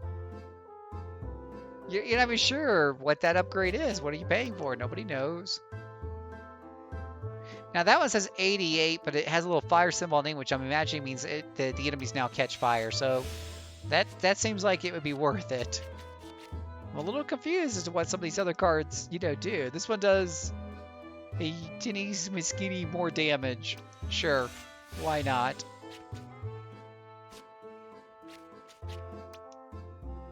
Oh, this one even does a teeny amount more of healing. Ooh.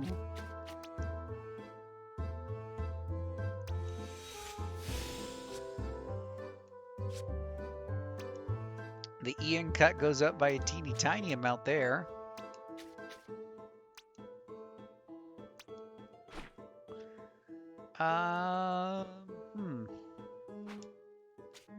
Interesting.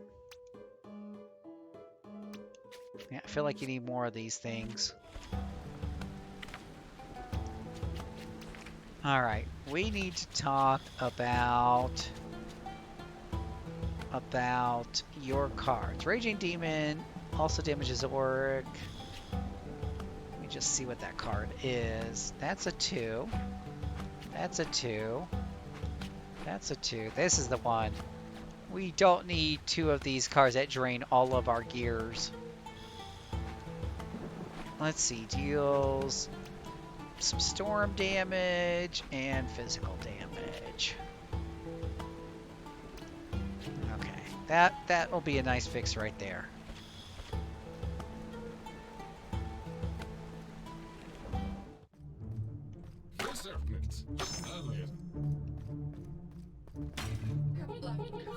It's locked. I think we need something to open it.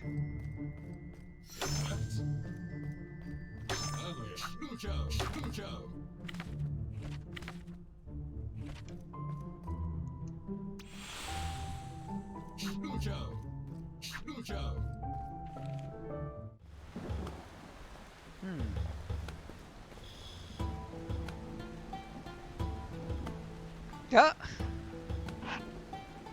It's a bit of a jump.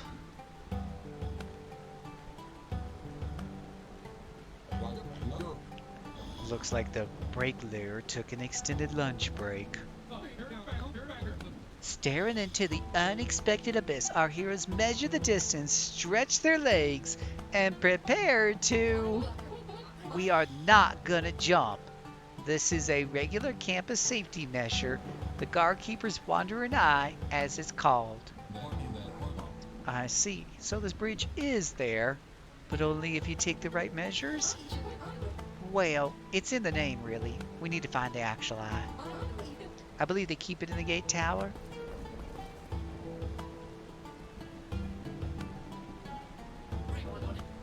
Commoners! But the headmistress said our gate was unbreachable! Whoa, first of all, what's with the snooty tone?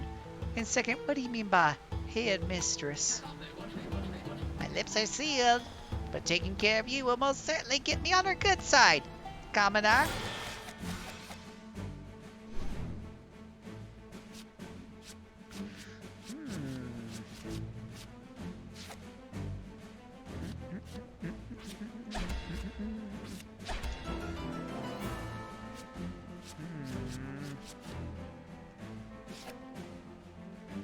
Ow. I don't need to heal anybody for once.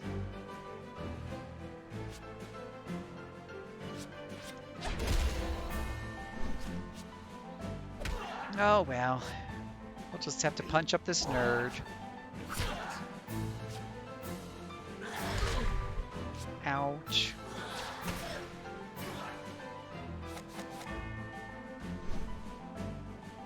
Okay, let's see here. Wind Call, Ian Cut, and Fascination.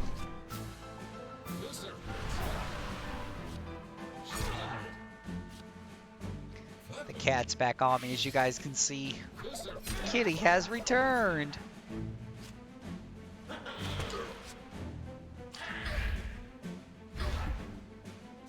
Hi, Kitty. Alright, let's see here. And in case you have missed it, I am changing my streaming schedule. You can catch me Monday through Thursday night starting at 9:30 Eastern Standard Time. is when I'll be doing these Let's Plays. You might catch me at other times. Those will be more random streams. But the scheduled time is 9:30, Monday through Thursday.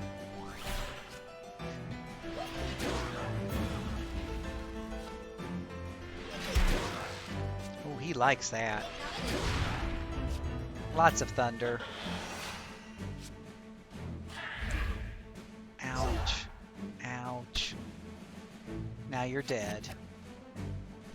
That'll teach ya. I'll just whip out those attacks.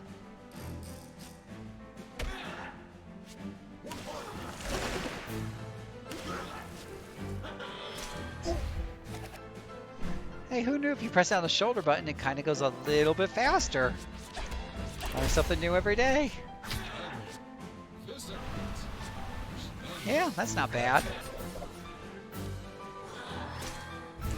Hence the big fast forward symbol on the top. Who would have guessed?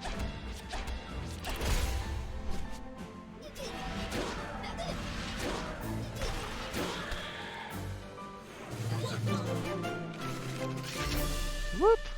Gears have gone up. I love it when the gears go up. That was a sharp reminder why I fell out of love with this place. Elitistic brats flooded the campus, affected the mood, and smeared the school's reputation among the commoners, villagers.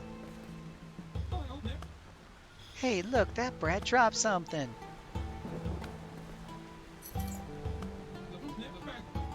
Aha!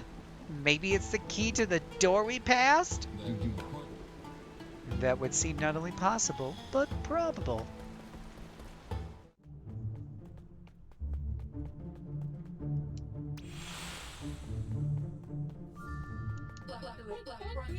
The old Dean always boasted that he'd run things until pigs flew straight and stopped crashing into the petunias. So I'd really like to find out more about this head mistress. Okay, let's find what we need. Aye, aye, Captain.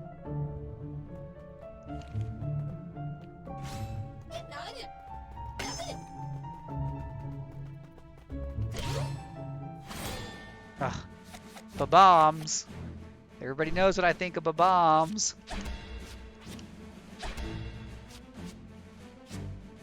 The ba-bombs have to die.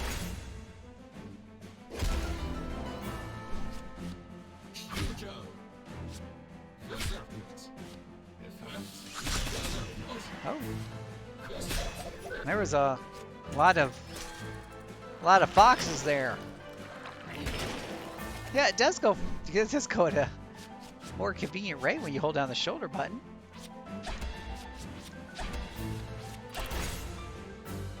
It's very handy. Who knew?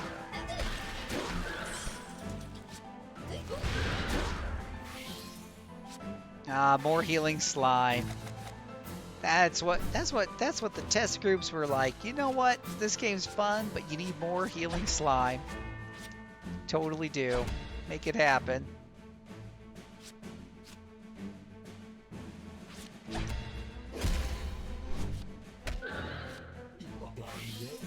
Well, at least make sure we're healed. Ouch. Cheaters.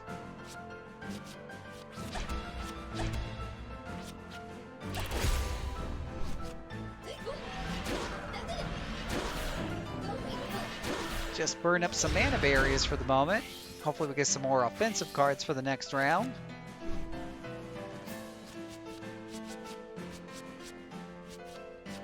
Let's do Poison, Water Super Soaker, and Mend on her.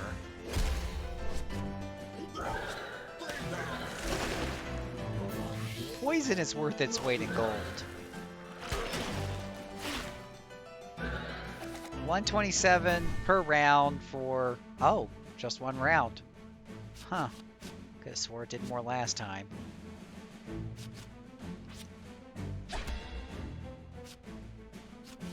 Let's see here.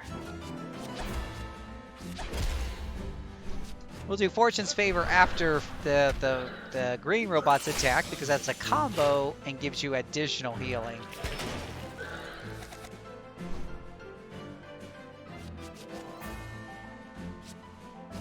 At least that is what I am told.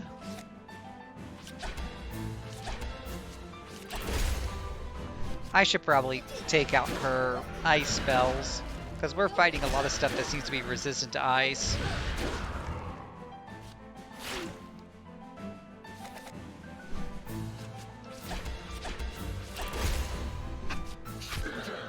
Go ahead and chop these guys up.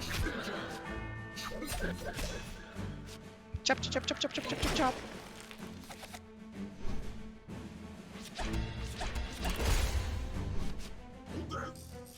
Oh. What else is new with everybody tonight? Anything else new and fun and exciting going on? Anybody else ready for Monster Hunter Rise? Totally not Monster Hunter Rise, it's totally Monster Hunter Rise.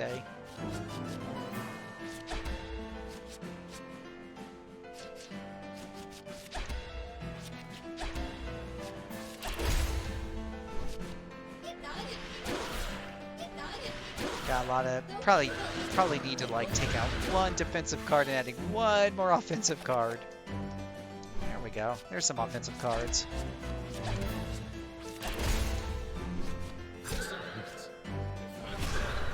He'll enjoy that. Bye-bye. Ka-chink! Alright. Let me see here. I kind of like the sword on this guy when you're exploring. Whoops. That is not what I meant to do. There we go. I just want to destroy that pile of books.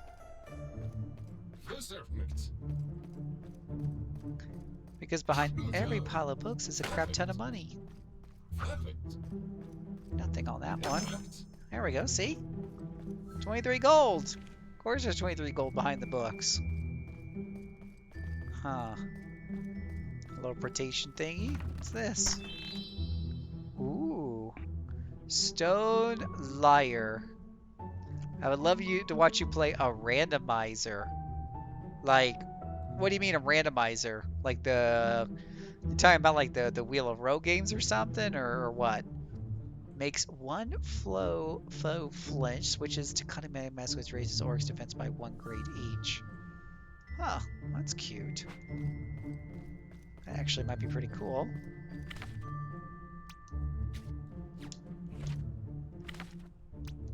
Dex. While Oakener Boy is typing in his response, I'm sure. Let's see here. We got the Stone Lion card. And we'll stick that guy in. And we'll take out... we can take out... We can take out something. I don't know which one I want to take out. Let's take out this one.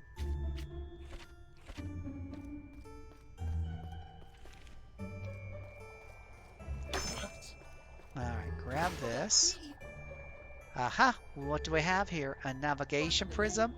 Looks like the real deal, too.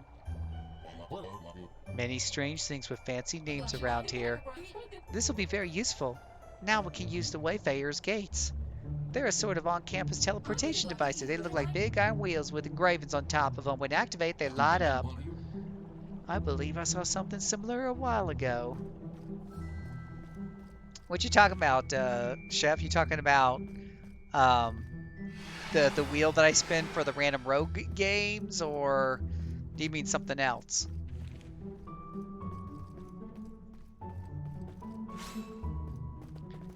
Oh, here he comes. Boom! Alright, so mana barrier. Let me do this first and I'll read your stuff. Let me... Oh, I do like my poison. Let me get this. All right, we got Steam Punch, Poison. We're gonna get blown up by a bomb, I just know it. Like a Dark Souls randomizer where all the items are in random locations. They have tons of games that have randomizer. I know of Ocarina of Time that has a randomizer in the Resident Evils. I didn't know Ocarina of Time has a randomizer. I mean, unless it's like one of those unofficial dealies. I know we have, actually, we have some people here at RP Gamer that play Final Fantasy V, I think it is. And they do like these weird mods that I think might be doing exactly what you're talking about. Now, I play a lot of roguelikes, personally, where the whole thing about roguelikes and traditional rogues is it's all the whole entire game's based on procedural generation. You never know, what you're going to get. A lot of those are turn-based games, but there's card-based games like this one. This is not a roguelike. Everything's set here. But there's games that have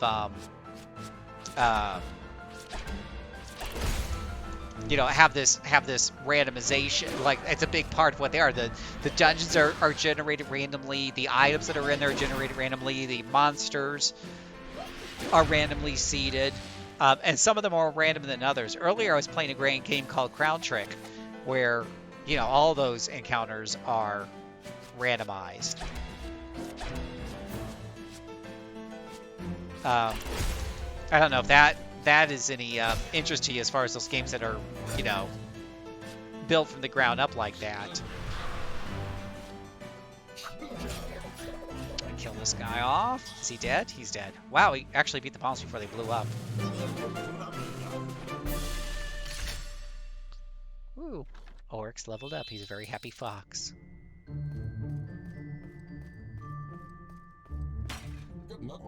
Won't budge. It's locked up tight.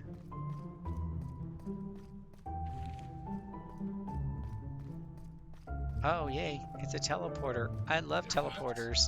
They're kind of like mazes, except they teleport you.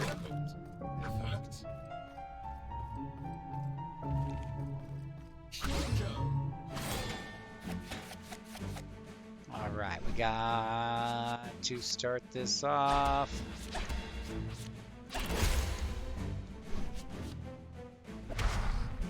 You ever seen any of those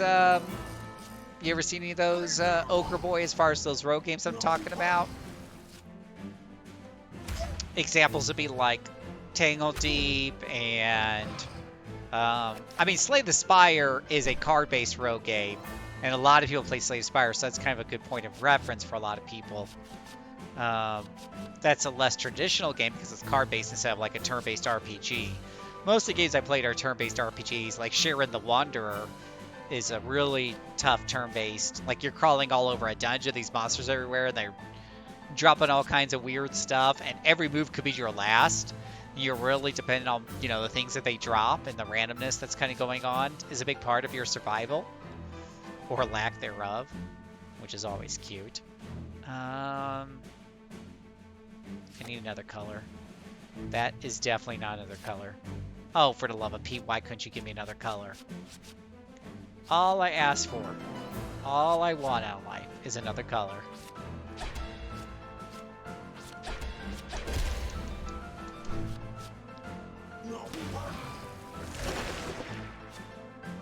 At least my ice spells have some use with these guys.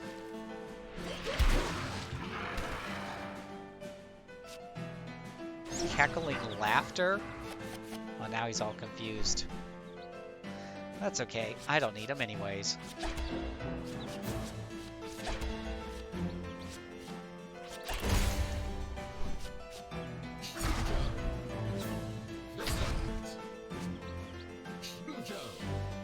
Ah! He just sticks a little demon mask on him right before he just tears in that poor guy. Ooh, he's kind of hurt though. But my guy's still kind of hurt.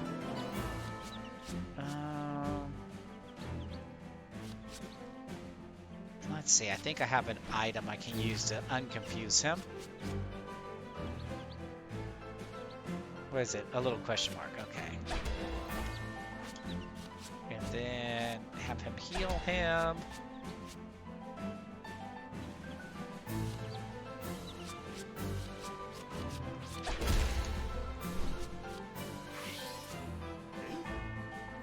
think Ochre Boy's left me. He hasn't responded.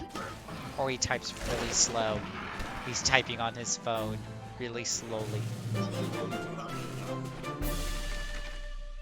we go. Almost got those guys leveled up.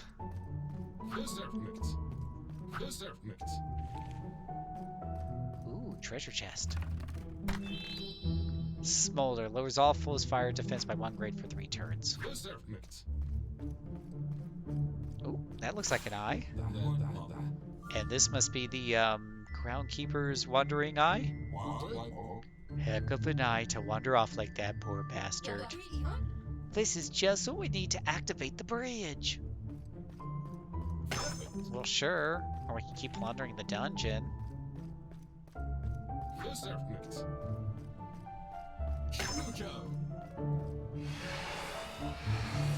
Or, you know, we can take the teleporter and just go right back to where we at before.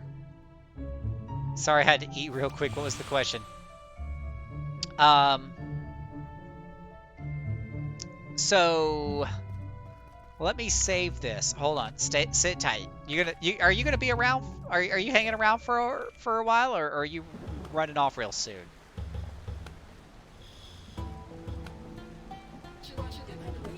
Give faith to what is unseen as you would to what you can look and touch. Or something or other.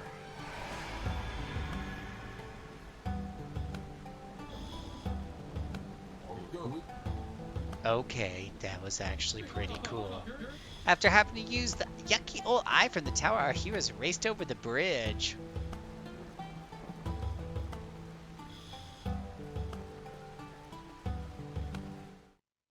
Oh. Well, that was quick. Oh, I gotta drive home, then I'll probably tune back in. How long will it take you to drive home?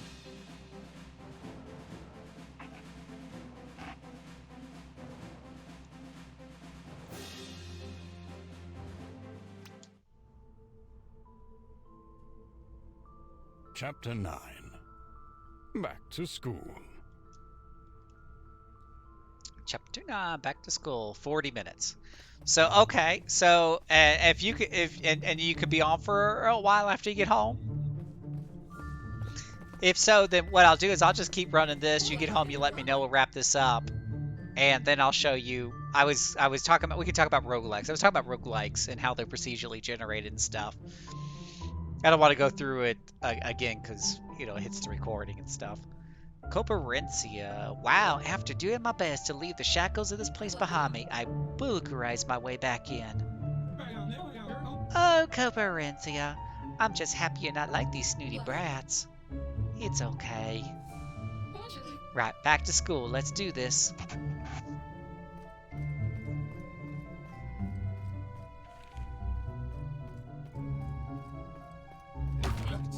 Does that look like some lips? Heard that. Sounds like a plan. Yeah, just give me a holler when you come on. And I'll wrap this up and we'll talk about rogues. Loose lips. Attention all students, by decree of your headmistress, burner discipline is removed from the course list and replaced by body, soul, and gold.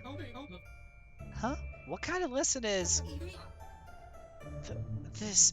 It almost sounds like that voice struck a chord with you? I'm not sure. Let's move on. Confounding.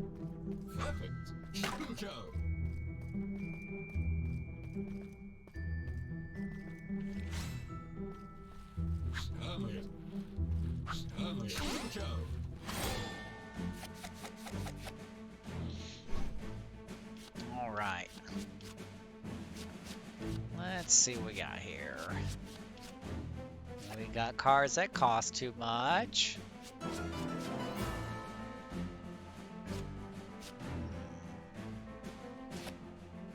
That'll work.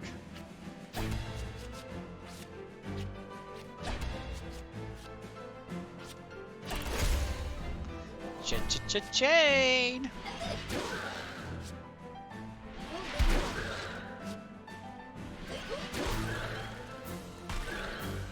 That'll teach him. Thunder Wave!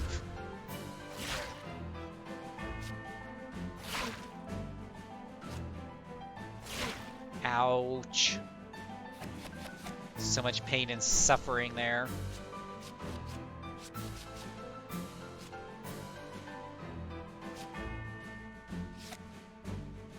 But that helps me feel better.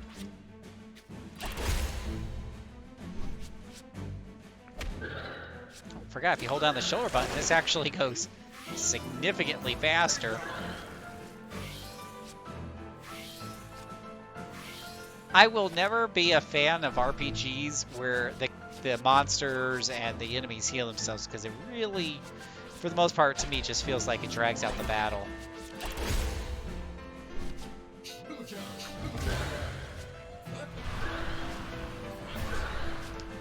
We inflicted a flinch status on him,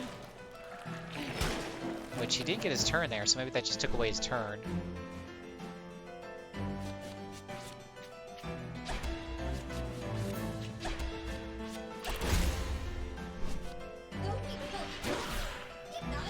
If you're just joining us, welcome. My name is Phil, aka JCServant with RPGamer.com, your source for news, reviews, and home to the best gaming community on the net. And boy, you know, you've caught us right in the middle of our big Season 1 push, where we are doing all kinds of streaming and recording and all kinds of stuff we've never done before. Well, okay, we have done it before, but now we're really pushing it.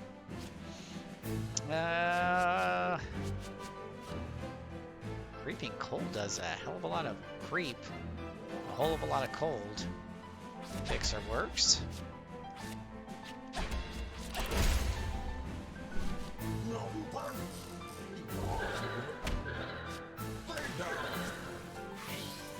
Yay, enemies that heal themselves again. Woo! So exciting. Alright. Let's try to think about what we can do here. We can do a Raging Demon. That sounds excellent. Raging Demon, go!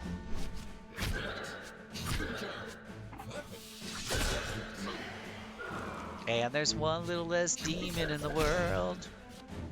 And it's gonna be fine. Let's do Brain Freeze, Creeping Cold. I need to switch some of these out with Fire, maybe? See, sometimes you run into a Fire guy and then you're going to be like, oh, that Fire doesn't work very good against him.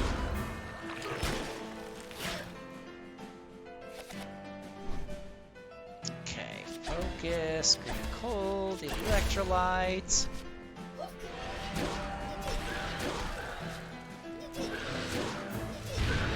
Oh, they really do like that electric, though.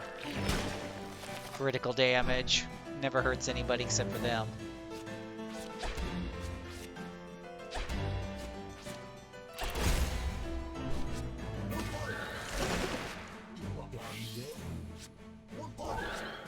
That's one of the things, too, is I guess you kind of see what the enemy is right there on the screen. You could keep swapping out your cards real quick.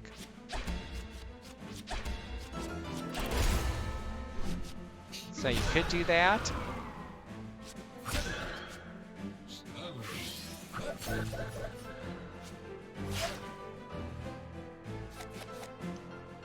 Okay. Let's heal up our fox a little bit. He's looking a little tepid there.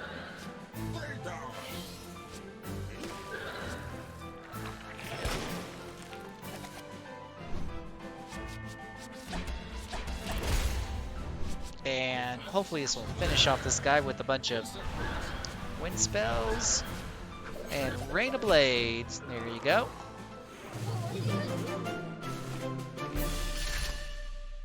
Nice. Got some people hitting level 20 there. Let's go to our deck and let's see here. We can take out maybe this Creeping Cold and replace it with some fire spells. There we go. Let's see how well that works out for us. Before I move on, I just want to remind you all that we do have a big, huge schedule here going on of Let's Play. We've been tweaking this a little bit. We started off with the Season 1 schedule, but we have some changes. Nothing major, though. But as you can kind of see here on the screen here, Pause plays. Pause plays every weekday morning starting at 9:30. Eastern Standard Time. Everything's in Eastern Standard Time.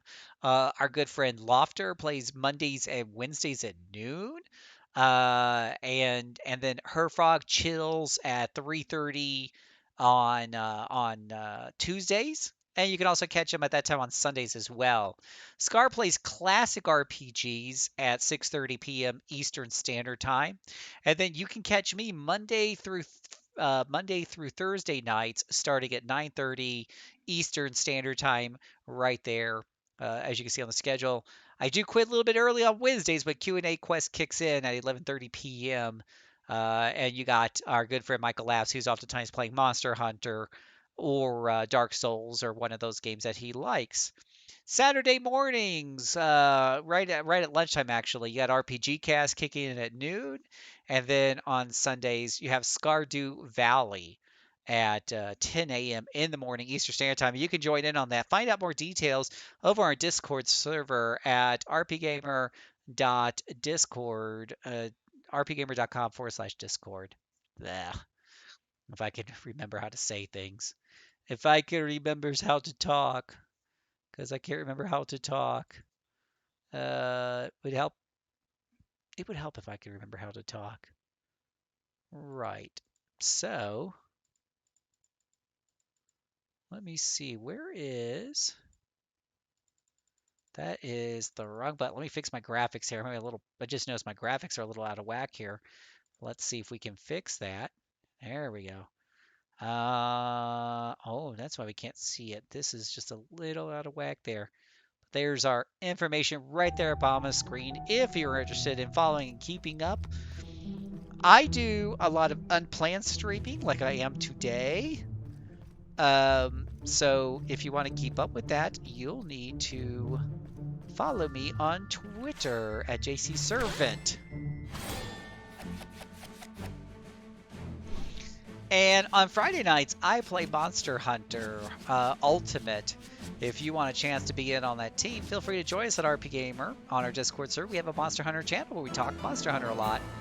And Hero Harmony, Peter, who's often here, and he's really awesome, he plays Monster Hunter World. So come join him.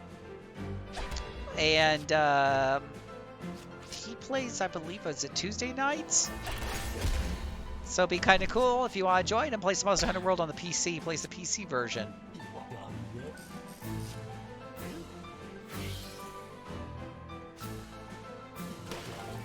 See, like, these guys are weak to ice. I don't want to change my deck, like, every single time I'm fighting, like, a different enemy. I'm kind of lazy like that.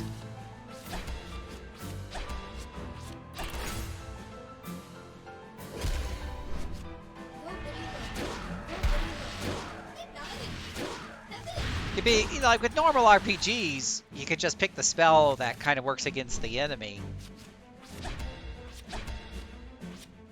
And then you feel really smart because you know how to match up elements.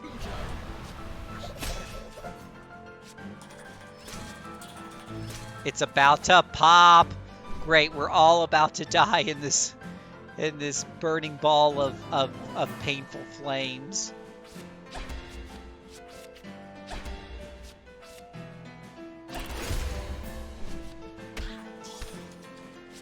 At least we'll only die once. Oh, we paralyzed him. That might just saved our bacon right there.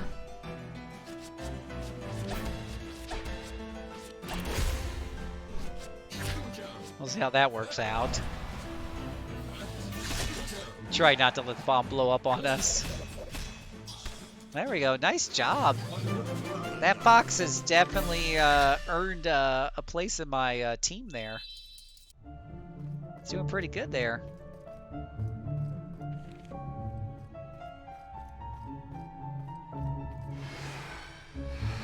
We'll probably go ahead and wrap this up at the next save point as we hit our 3-hour mark. Close enough. Here, there's something written on the chalkboard. It says important. Maybe it's a clue that can help us. Fellow alchemist and courage enthusiast, my research on the rumored mega zucchini referred to by the mountain tribes as golden marrow or Sasquatch has finally come to fruition. Supposedly, the golden marrow has migrated from the dark forest mountains from a strange territory rich with unknown flora and fauna. For future map revisions, I've decided to call this strange territory the Cursed Lands. That Killjoy Council Patrick doesn't like it, so everybody should really start calling it until it sticks. I'm putting together a mountain expedition. Anyone interested in joining in or becoming part of Zucchini history can sign their names here. Yours sincerely, Professor Lemille. P.S. Don't forget to pack your marble pillows. How many signed up for this cuckoo trip? Let's see. None.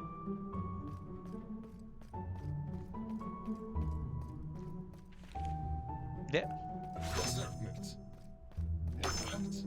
We got a bad guy over there, but we gotta... Oh, I hit him first. Rude. Okay, let's see here. Well, that's definitely not going to be able to be used anytime soon. Let's go ahead and see if we can shock a couple of these guys. Remember, guys, if you hold down the shoulder button, I don't know what it is if you're playing with the keyboard and mouse, but it really does help this to go a bit faster.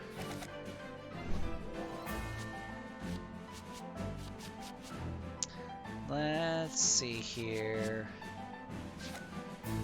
We don't have enough for that. We do now. Let's cut through these guys. Ooh, that looked painful. Just like that, we're down to one guy. Like I said, that Fox, man, I tell you, he's definitely earned a spot in my team.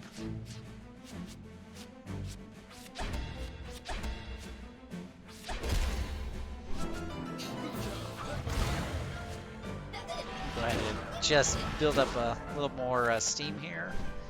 And now we can do... Or do want to heal? I think I want to heal. Ugh, can't heal and use this at the same time. Well, what are you going to do?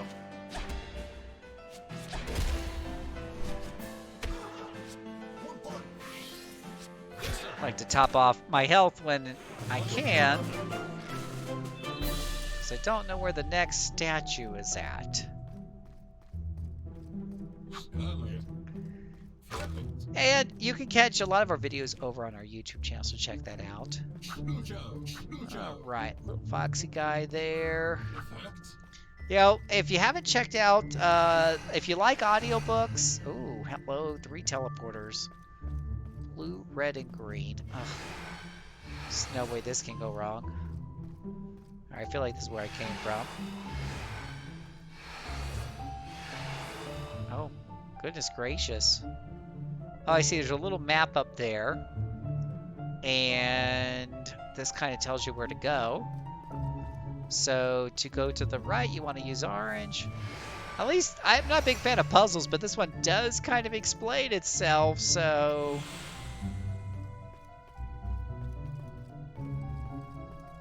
I think this is the way I want to take. Alright, so we just saved. We're going to stop here for the evening because this looks like this might be something big.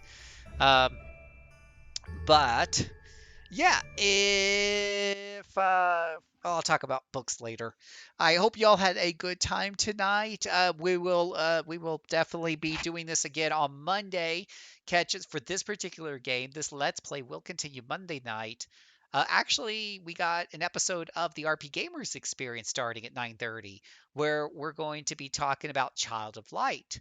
So if you missed that playthrough, you want to see some of that gameplay in action, some tips and tricks, what our audience thinks, and what are some of my thoughts about the game, then you'll want to catch that right here live on Twitch at 9:30 p.m. Eastern Standard Time. And then after that, I'll continue with the Let's Play this for a couple of hours. And we'll continue to play this Monday through Thursday. We'll see if we can get through it by the end of this week with any luck with the Hand of Gilgamesh there. What else? There was something else. Oh, if you're here on Twitch though and you want to hang out, I will be doing a little bit of roguelike some here afterwards. If you just hang on tight, but otherwise, if you're headed out for the night, I hope you've had a good night. And if you're watching on YouTube, you can just keep watching the playlist because we'll just keep working through them, assuming we got the new videos up. But thank you all so much. Have a great evening. As always, my name is Phil, aka JCServant, your humble servant in adventuring. Have a great evening. Thank you for hanging out.